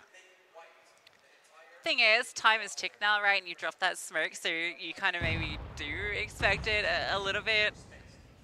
Well, Missy's about to be flashed through, but Olya's playing anti. Yeah, it's so hard to reflash this now with that new cubby that Olya's in. If Missy gets 1, I think that's quite impressive. Here comes that flashback. Oh. But yeah, Kelsey adjusts, and Olya wasn't even needed. Now you charge through, you got Gina, who is able to stand for 1, but again, trading great from Team USA. Olya is very low, and Mads is half HP, so this round's not out of the realms of possibility. They've got plenty of utility as well. Netherlands might give this a go. I don't blame them for kind of giving it a look in. Information will be that 1 player is low. Olya on this corner needs to be checked and dealt with. 2 versus 2. There's a lot of util here for this retake. Yeah, definitely achievable. The lack of smokes might be a problem, but the Molotov will land on Emmy. And in fact, it's a double set of flames, and they've all fallen. Cooked alive, the kits are here. The retake successful. Yeah, fair play for them to even go for that in the first place. Olya gets caught off guard. 10 seconds, almost immediately, go by, and it's like, okay, well, the USA haven't really reacted to that. The double incendiary is fair, but on Dark, I mean, it does work, it does do the damage, but the instant swing out of the player at New Box just wasn't good enough from Team USA. Again, it's a situation where they get into that bomb site, and then they feel like they've just already won the round. It feels very complacent out of USA.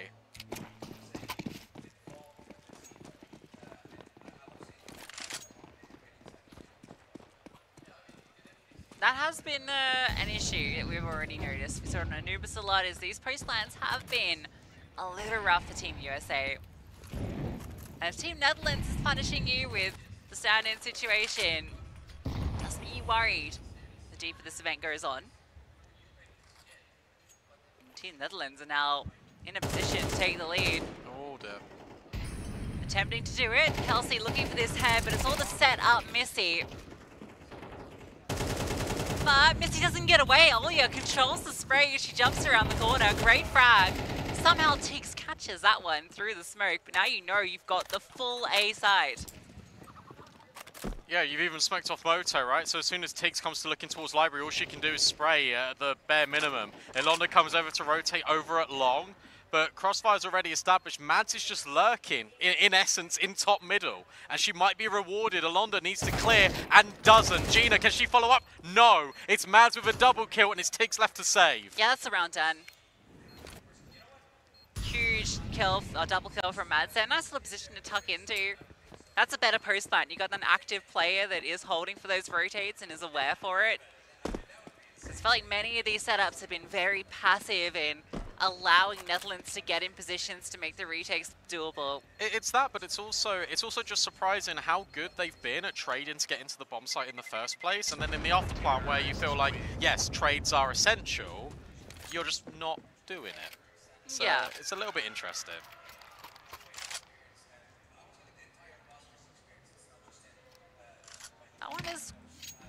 That one's actually quite a horrible one to win, actually, because that puts the economy in a really awful state for Netherlands. If USA win this, they break the economy, it's double stage loss, they go up to 11. It would be 11-8.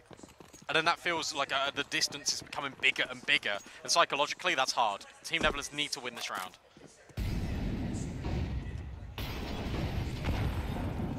Gina is looking for this engagement. The flashbang's being set up by Missy for her to go forward, and she has Alonda by her side, so a nice double up. They both go into sandbags. Heichi is fantastic onto Emmy. She swings out wide.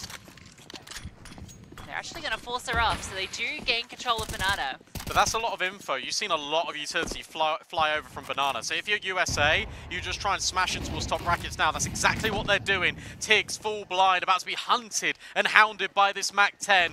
Emmy waits for Emily. In fact, it's the whole squad out long. But look at Archers. Gina, with that quick rotate, will at least find one back. This site defense needs to hold. Yeah, Gina's in a great position. She'll swing out ahead of the flames. And she's the one that takes them down. Olya will get the kill back. There's still a player inside that you got to deal with. Tiggs up on cold. Well, at least get one before she's traded, and it falls to Emily, who's been so cold in the clutch. She's looking for this low HP player, catches Gina. But is she ready for Alonda on this fast push-up short? This feels like the timing will favor Alonda. Bomb goes down, but yeah, she just swings on through. This clutch goes the way of Netherlands. Yeah, I'm actually really surprised that Emily wasn't ready for that, because Alonda's the B player normally. So you think that her natural rotation is going to be top mid and she'll come short, especially where Gina turns away and starts looking towards long.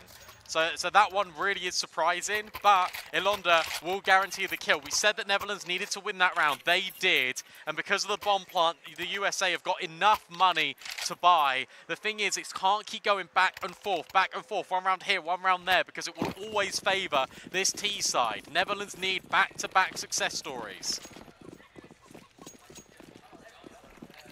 They have no money in the coffers. They lose this one. They don't save players. It's going to start falling apart, and it's fast, but doesn't quite work out. Kelsey looks to scale, but she gets removed. Alonda is held well with Gina. Emily and Mads now try and step in. Alonda slides down, and Missy's here to a cleanup on ILB. Netherlands take the lead. That's so sloppy. That's so sloppy from USA, because the MAC-10 sure it gets a kill, but they're trying to hunt continuously these players in Banana, and they don't need to. You've got the space. That was your primary objective. You don't need to force these fights. You can see right at the end, Mads is a little bit frustrated. He's probably thinking, how I've been left in a position where I'm completely alone. It doesn't make sense.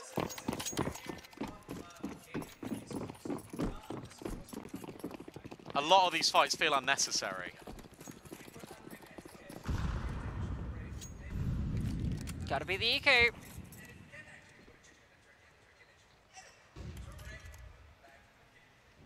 Netherlands keeping that one so clean feels great too. A pop out long. Missy. Oh dear. Oh my god. Emmy is always mid-air, it feels. Ichiko at long range has a great angle, but Olya with the recovered M4 gets the frag, but you're not expecting this double up. Yeah, Tiggs is tucked in. Oh, it's revealed, and oh my god. No way. The Tech-9 wins out that engagement. That's a smoke grenade picked up, redistributed. Emily picks up the M4. Netherlands need to pull off a tricky retake. Yeah, oh dear, timing goes both ways now, and Emily knows that Gina's in short, but vice versa. So Gina tries to scale and look over the top. It's Emily just spamming on the reload, just waits. Time an issue now. The kit needs to be picked up, but they can't do it. Again, it's the Tech-9s. The Tech-9s win that round for Team USA. It feels like consistently back and forth, we get these rounds that should not be won by either team, and then it gets converted. What a brutal one. I can't believe that. Emmy just flies around the corner long. Missy gets caught off guard, and yeah, Ichika gets the double, but as soon as she goes down, you expect Tix to be in the perfect position to close the round. She's been baited so well in pit. But again, these pistols catch them off guard. Mads gets 2 with the Tech 9. What a way to get the equalizing round. And you put yourself in a really good position again. Because again, we're at this point where money is consistently at breaking point for Team Netherlands. Both these teams have basically no loss bonus because of how this has played out so far. But that should have been the lock-in. That should have been Netherlands winning that round, going up to 11, creating a little bit of separation between the two, and finally being rewarded with a clean round of CS. Now we've got Missy on the AWP, something we've not seen for quite a while. And maybe this is something that Team USA aren't really expecting. Yeah, nice little gap that she can work with on the side. She spots 2 on the cross and can't quite connect the shot. She is the solo player over here. Using that smoke to her advantage to stay fairly active, allows the rest of the team to stay defending on this A bomb site. And that's exactly where Team USA look to go. The spray out long, the double up from the 2 of them does so much damage. Yeah, Chica's low, but they're staying alive, and Alonda is rotated as well. Look at the damage that's been inflicted. Finally, a kill goes the way of the T's, but it's only Olya, and she needs to double up in towards mini pick. Can't convert. Netherlands take back the lead. I don't understand what Team USA are doing in these mid-rounds. I'm going to be completely honest, because yes, you've seen the AWP fire off, but you put no utility on Banana. Again, you've taken top brackets, and you're just going. Why? It doesn't make any sense why they're doing this. It feels like because they've had success before over towards A, they think, okay, well, as soon as we take the top brackets, it'll be okay. No, it's not. You need to put pressure on Banana. Otherwise, Missy's just going to be staring down Banana saying, guys, it's not here. Keep 4A. Yeah, especially when that AWP is fired off. You know that means that she's the only one there, most likely. It's really confusing.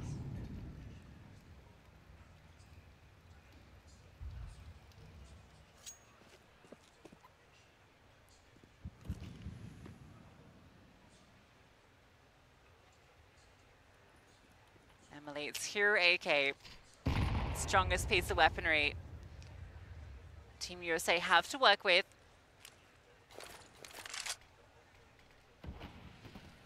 I want to see these pistols setting her up. We saw Team USA find success with this half-eye last time. They're doing it again. Again, nothing on Banana whatsoever. They're going to try this long smoke. Tix is spam. Is there one on the other end? Not quite. But Emily will at least get Missy. That's an opening kill, but you're not ready for the players in pit or picked up. Kelsey looking for an opportunity. Can't find it, and you still have overlooked this pit position. But out long go Team USA. Trades back and forth. It's still a 2v2. They can go B. They've realized this. They know that this player is in pit. They want to avoid her completely, so they're going to go all the way around. Gina is running back, and she is going to get here before them. A flashbang will land in Bananas. They just want to force her off the angle, see if they can get this bomb over. And they're going to be allowed it. It's thrown over for Emily. Emmy hasn't seen this cross. Oh, Gina has just walked straight through. Oh, misses the opportunity. No way. Emmy hits the headshot, and now 10 seconds left. Where is this final player? Emmy falls off while the bomb's being planted, but it's okay. It's okay, but again, this player has gotten through the same blind spot that was revealed before. Emily Chiggles gets the information.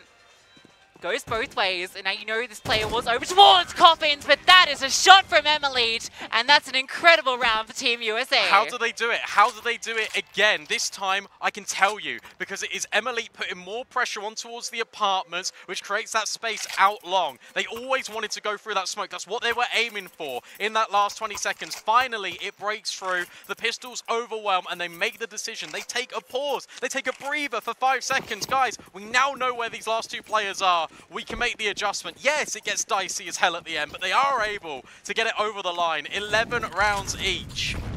What a crazy round to pull through. Ilonda has 27 kills, by the way.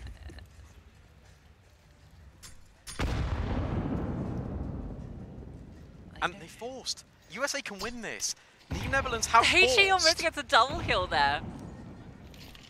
Yeah, they see this aggression with the Nays, and they just sit back. They just say, yeah, you take this. We will retake this position. We know your economy is in the bin. Look at Kelsey as well. Can just walk out the apps.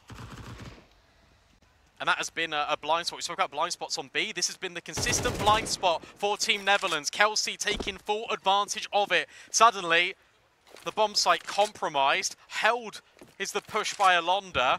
This is going to be a lock-in. This should be a 12, unless Tiggs can find anything spectacular with this FAMAS. Oh, there's a player down bottom ramp. Yeah, there's Mads. USA, despite all odds, looking to secure a series point. I can't believe it. It's shocking, isn't it? 2 half-buys. I mean, there's a hero AK, right? A lot of praise has to be given to Emily this map. Yeah.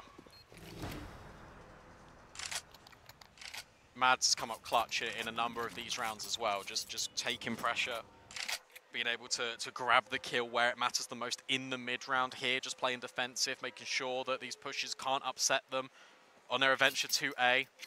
And as mentioned, that was the force. And again, Netherlands are going to be forcing. Round 24, and you walk into it with 2 MP9s and pistols. Team USA should know. Almost taste their series victory. And they'll see a lack of congestion on Banana. They can get all this space for free. A forward position in apartments is decent for Netherlands. It's been a space they haven't taken a lot of times, and with the lesser weaponry, can be pretty decent. What's really surprising to me is this entire T-half from USA, we've not even just seen like one execute. We've seen them be explosive in towards the top areas of control, being top brackets and like car and half-wall Banana, but we've not seen them just go for like a 5-player exec in towards B, or you smoke Moto, you then just pour out towards short together as a unit with util. It's been very much taking the contact with the guns. Okay, we've done that, let's just hold W. I think this is the perfect round to do it because they haven't got utility here, Netherlands. If you just walk into Banana, full exec on B, this should be Team USA taking the series. I thought Missy was going to maybe look for a bit of information there, but she just pushes down the T stairs, doesn't go around that corner. You can see they are worried about this B hit. Tiggs is rotating quickly. They want to keep the players in forward positions and apartments still present. And now they start to show their cards. Going straight into the side. Gina hits a double dig. Elonda gets one as well. Emily will find back 2 frags. But a 2-on-3, there isn't a kit in play. Re-smoke available. USA fall back to the post plant. At least it is Emily and Oya in this position. Blue Otakama teammates now trying to set USA on their way. An opening day victory, trying to avoid overtime. The potential for a 3rd map. Molly goes deep, Missy ticked by it. Now looks to take the pressure. It's the hardest crossfire to break in the game. And Oya and Emily are doing it. It's Oya in the 1v1, and she locks it in. No overtime today. USA do win the series 2-0. Team USA draw first blood here in the World Esports Championships. They win out over the reigning champions of the Netherlands. They've pulled through their paces on map 2. Anubis, a bit more one-way traffic, but Netherlands certainly came to play today, and they're going to feel like Inferno should have been theirs. Yeah, absolutely, especially the way that first half ended. 2 back-to-back ninja defuses, another round that fell by the wayside that you think there's no way Team USA should be taking them down. Team Netherlands will feel hard done by, but at the end of the day, that should give them confidence for the rest of the tournament, because we didn't know what to expect coming in. Anubis, they were wiped out. Inferno felt a lot better. Yeah, absolutely. And, you know, I know a few of those clutches didn't go their way, but I was really impressed by some of those retakes that came through. It just felt like overall, this team is performing, I think, better than I expected. Absolutely. Which is really good considering all the changes they went through coming into this. The last-minute roster modifications, that's a lot to have to deal with coming in as the reigning champions. The pressure could not be higher, and it's still good signs, and it's still early days. Still a chance for them to bounce back. Shout out Gina and just Elonda, and not only for that game, but that last round. That was 3 kills with the pistols on B, and it's still not enough. Like, my heart goes out to them. Elonda must have ended close to 30 kills. 28, like, just I think. A brilliant performance from her throughout after a strugglesome attempt on Anubis. So, yeah, great stuff from Team USA. They are the winners of the opening game. And we have Jasmine on the sidelines with an interview in a moment, I believe. Potentially. She's running over to grab one. No, not quite yet, but she'll be there in a second. I think we've got Mads, who she's going to be chatting to, so very eager to hear how it went, because it's a very high-pressure game. So some interesting insight, I'm sure. Yeah, I definitely want to know what Mads has to say, especially in terms of those mid-rounds, because that was really chaotic from Team USA. And there's lessons to be learned on sort of every single one of these games. I I have a feeling that Team USA expects that to be a lot cleaner, especially after the way Anubis went. And Inferno, it's unfortunate, but it is what it is for Team Netherlands. And I think that there's a really good opportunity here for Team USA, especially after that opening game, to see if they can go far. Absolute props to Emily. But yeah, we do want to hear from Mads. So we've got Jasmine on the sidelines. Let's hear what she has to say. Mads, GGs are in order, winning that series 2-0. Now I need you to tell me, because obviously when we compare you folks to the qualifiers, the map pool seemed to be a little... Now, map pool looking a little bit stronger. Was that your game plan all along, kind of keeping the cards close to the chest, or have you guys had sufficient time to kind of build on that map pool? I think when you bring, like, you know, Emmy back on, you have a lot of experience, so it's really nice to have... everybody kind of knows everything else. If somebody is slacking in one map, then you have somebody picking it up in, you know, that department. So I think it's just because, you know, having Emmy here, we didn't really have her with, you know, before whenever we were playing in San Diego. But it's I think our map pool is just our map pool. I think you play some whatever and you're just going to be surprised. That's the NA way. Well, speaking of surprise, those ninja diffusers, let's have a quick chat about that, because you guys are playing incredibly aggressively on your CT side. Those ninja diffusers took us all by surprise. What was the comms like amongst the team? Oh, they were crazy. I mean, Emmy was literally just saying, there's no way, there's no way. Just the entire diffuse, like, there's no way this happens again. So that, you know, those are always fun. It's always funny. And how about playing now on LAN, on a stage? Talk to me about what this opportunity means to you girls. I mean, it means a lot, you know, considering that Impact, you know, we only have, like, you know, one event a year. Now it's really important for the women to have, you know, another space to play in. We take this opportunity very seriously, and we really appreciate it from IESF, so. Well, best of luck to you and the team moving forward in the rest of the tournament, and thanks for joining me. Back over to Alan and co. Thank you, Jasmine. Good to hear there what the brains behind USA is thinking. Guys, reflecting on Inferno, let's describe it as chaotic. To put it mildly, those ninja diffusers were out of this universe. A lot of crazy afterplants. So how do we reflect on that one? Yeah, I guess chaotic is a really good way to kind of summarize it. For a long time there, it felt like this was Netherlands' map to lose, and they clutched defeat from the jaws of victory in many ways. Otherwise, I mean, we're closing out the first half with them losing 3 1v, or in 2 instances 0 VXs, essentially, like to ninja diffuses and obviously some unfortunate clutch situations. And again, convert those. You're looking at a Netherlands who are kind of just cruising into Dust 2 instead. I'm not sure like how much that had a knock on their mental or what it actually did for their second half, but we just had a much better playing Netherlands. They were obviously much more comfortable on a map like Inferno compared to Anubis, and they also had a just gargantuan performance from Yolanda, which is great to see, but sadly just not enough. But it felt like this should have been, we should have been talking about Dust 2. Yeah, it's such a frustrating map. I don't know, like, I think both teams will actually be frustrated with some of the rounds they lost, but the Netherlands ones are more frustrating just because like how close they were and how much it felt like it was almost in the bag. And then some of the rounds Team USA lost, sometimes just not being ready for fast plays or just not really fully being ready for plays coming through. So I think they'll be a little frustrated with some of the rounds they lost as well, but they did a pretty good job at bringing it back. This round here, for example, just getting that Mac 10 up banana so quickly. You know, USA should probably be ready for something like that. It's like on a scale from 0 to 10, how pissed off is Mads that she's the only person on that CT side to not have helmet in that situation. That is unfortunate. Literally getting one tapped. And there's so many clutch scenarios as well. Fair play to Emily. She was incredible in some of those positions, and she actually had a great map for herself here. I think her experience shined through, and she was probably the reason Team USA get this over the line, because she was doing a lot of rifling there and doing a really good job, and then of course pulling out the AWP as well. So I think Netherlands will be coming away from this wondering how the hell we lost. But after that happens, I'm hoping they take the positives, because as you said, Yolanda's aim was so sharp here, and she was one of the players that was not playing last year for Team Netherlands. So if she can replace some of the firepower they're missing, that's what I'm excited for, because it's that really snappy aim that's just so fun to watch, so crisp and so clean when those headshots just quickly land. And there are a couple of rounds where it looked like she really made the difference and even came close to some crazy clutches. Yeah, and it does feel like you go away from this series after, obviously, if it would have been a repeat of Anubis, you would have gone away from this thinking, Netherlands are less likely now to have a shot at actually making it to playoffs, regardless of, you know, if they would have made it to a potential deciders game or not. But with Inferno playing out the way it did, you're feeling like, okay, they could potentially tackle whoever they were to run up to in the next couple of matches. So in that sense, yeah, you take the positives with you. You kind of forget about Anubis. Again, not your map pick, not necessarily something you need to worry too much about. Inferno, I guess, moral victory doesn't really count at all, obviously. But again, you kind of have to frame it that way if you're the Netherlands and think like, we had this in the bag. We had this. This game was in our pocket. We should have come away with this. We should be playing Dust 2.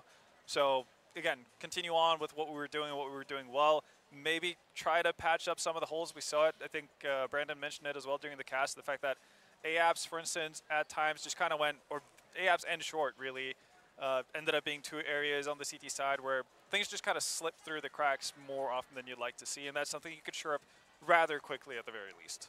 It certainly felt like Netherlands had no shortage of good positions. They had a lot of opening kills on that T side in that first half. We've spoken, of course, ad infinitum about the ARF plants and the crazy ninja diffuses, but from my perspective, it's communication. From my perspective, they're in good positions.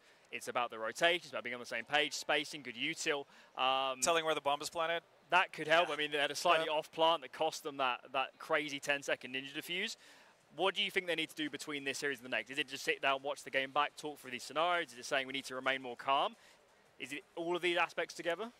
I mean, it is a little bit all of the above, right? Yeah. But I think if you want to focus down on something, you rewatch, you kind of forget about Anubis. I think you were outmatched and outclassed. Fair enough. Go back to Inferno. Again, yeah, just kind of relive those painful moments of where you mess up from advantageous positions. Go through the scenario of the round again. What are we messing up here? Is it the fact that we're not communicating properly? Is it the fact that we have some players getting over-eager in terms of like how much they stray away from the pack? Or like, does our spacing just go completely by the wayside in these mid-rounds? Like, what's the deal? Like, we had a scenario, right, where they were able to find two openings up middle, but bomb is left down in pit. Again, not an uncommon scenario for Inferno, but again, like, should you then hold back and then, I guess, you know, regroup before you take more space? Like, kind of have those things in play before you actually go into the next series. Yeah, I also think coming into this, like, looking from Team Netherlands, I think the communication, you're right. To me, that's the thing that looked most missing, and I think that's the thing you can most try and quickly sort out, because it did seem like there were just rounds where either, I don't know how to explain it, just like, maybe even instinctually, it felt like they didn't exactly know what the timings were going to be like between them, which is tough, but I think that was a big problem for them throughout, because there were one or two rounds actually where they go for a fast play that would work, or even when a round got really slowed down and USA didn't pressure them, there were one or two rounds where they had a fake towards A and they were able to go towards B with like 30 seconds left, and it was really well coordinated. But then as soon as any chaos started happening, that's when the comms start to become really key, and I think that's where it breaks down. I mean, the easiest thing in CS is the set stuff. I mean, anybody can have a round where, you know, they pop through a smoke or whatever, they have a default. It's when it gets chaotic and crazy, you need someone to be super decisive. And I certainly don't envy these teams in this position, trying to get on the same page and make it work.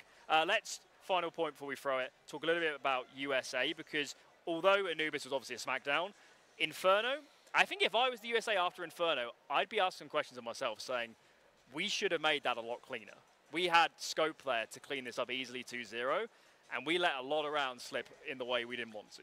I think one of the things that you highlighted, obviously, in the pregame of the entire series, the fact that the US are just notoriously aggressive. I think they kind of need to look themselves in the mirror to a certain extent for at least certain maps. Inferno doesn't necessarily lend itself to just constant aggression over and over again, and I think we saw them getting punished from it. Like, starting 3 banana and like trying to get banana control and maintain it, etc., can work. Doing it, you know, 8 out of 12 rounds on your CT side, probably not going to be as efficient. And you alluded to that, right? Like, it's not like a constant thing. That's why you're seeing the very top echelon of CS not go back to that well on repeat.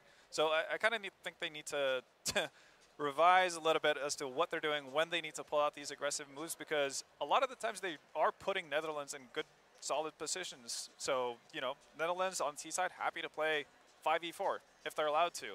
And USA shouldn't be able to, or shouldn't allow other teams to have that opportunity as often as they did.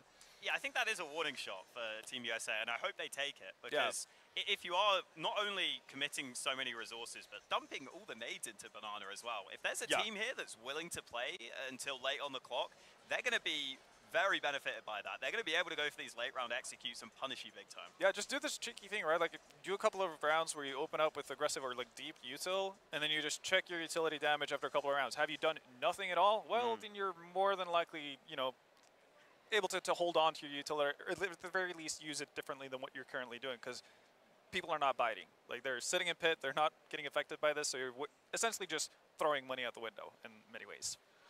Either way, that wraps us up for our first series of the day. USA victorious. Next up will be Poland versus Canada. Poland heavy favourites, and we'll see if they can cut the mustard when they're on the server. A little bit of a break, about an hour or so, and then we'll be back with that game. We'll see you then.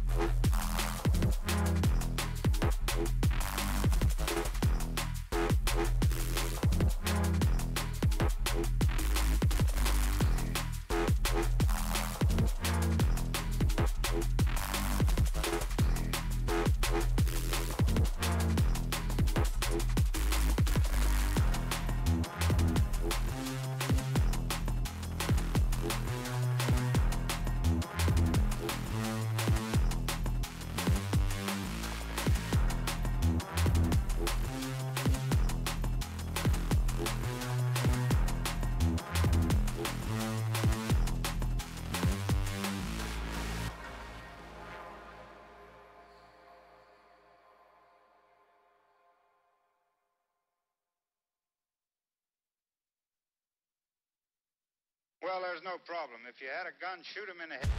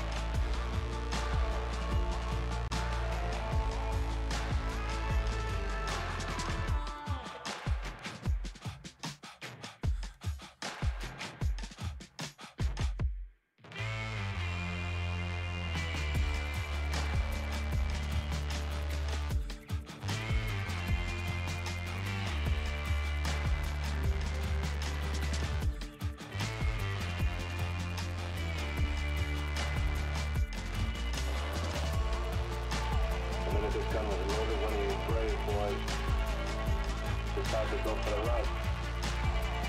It's the fire. It's the fire.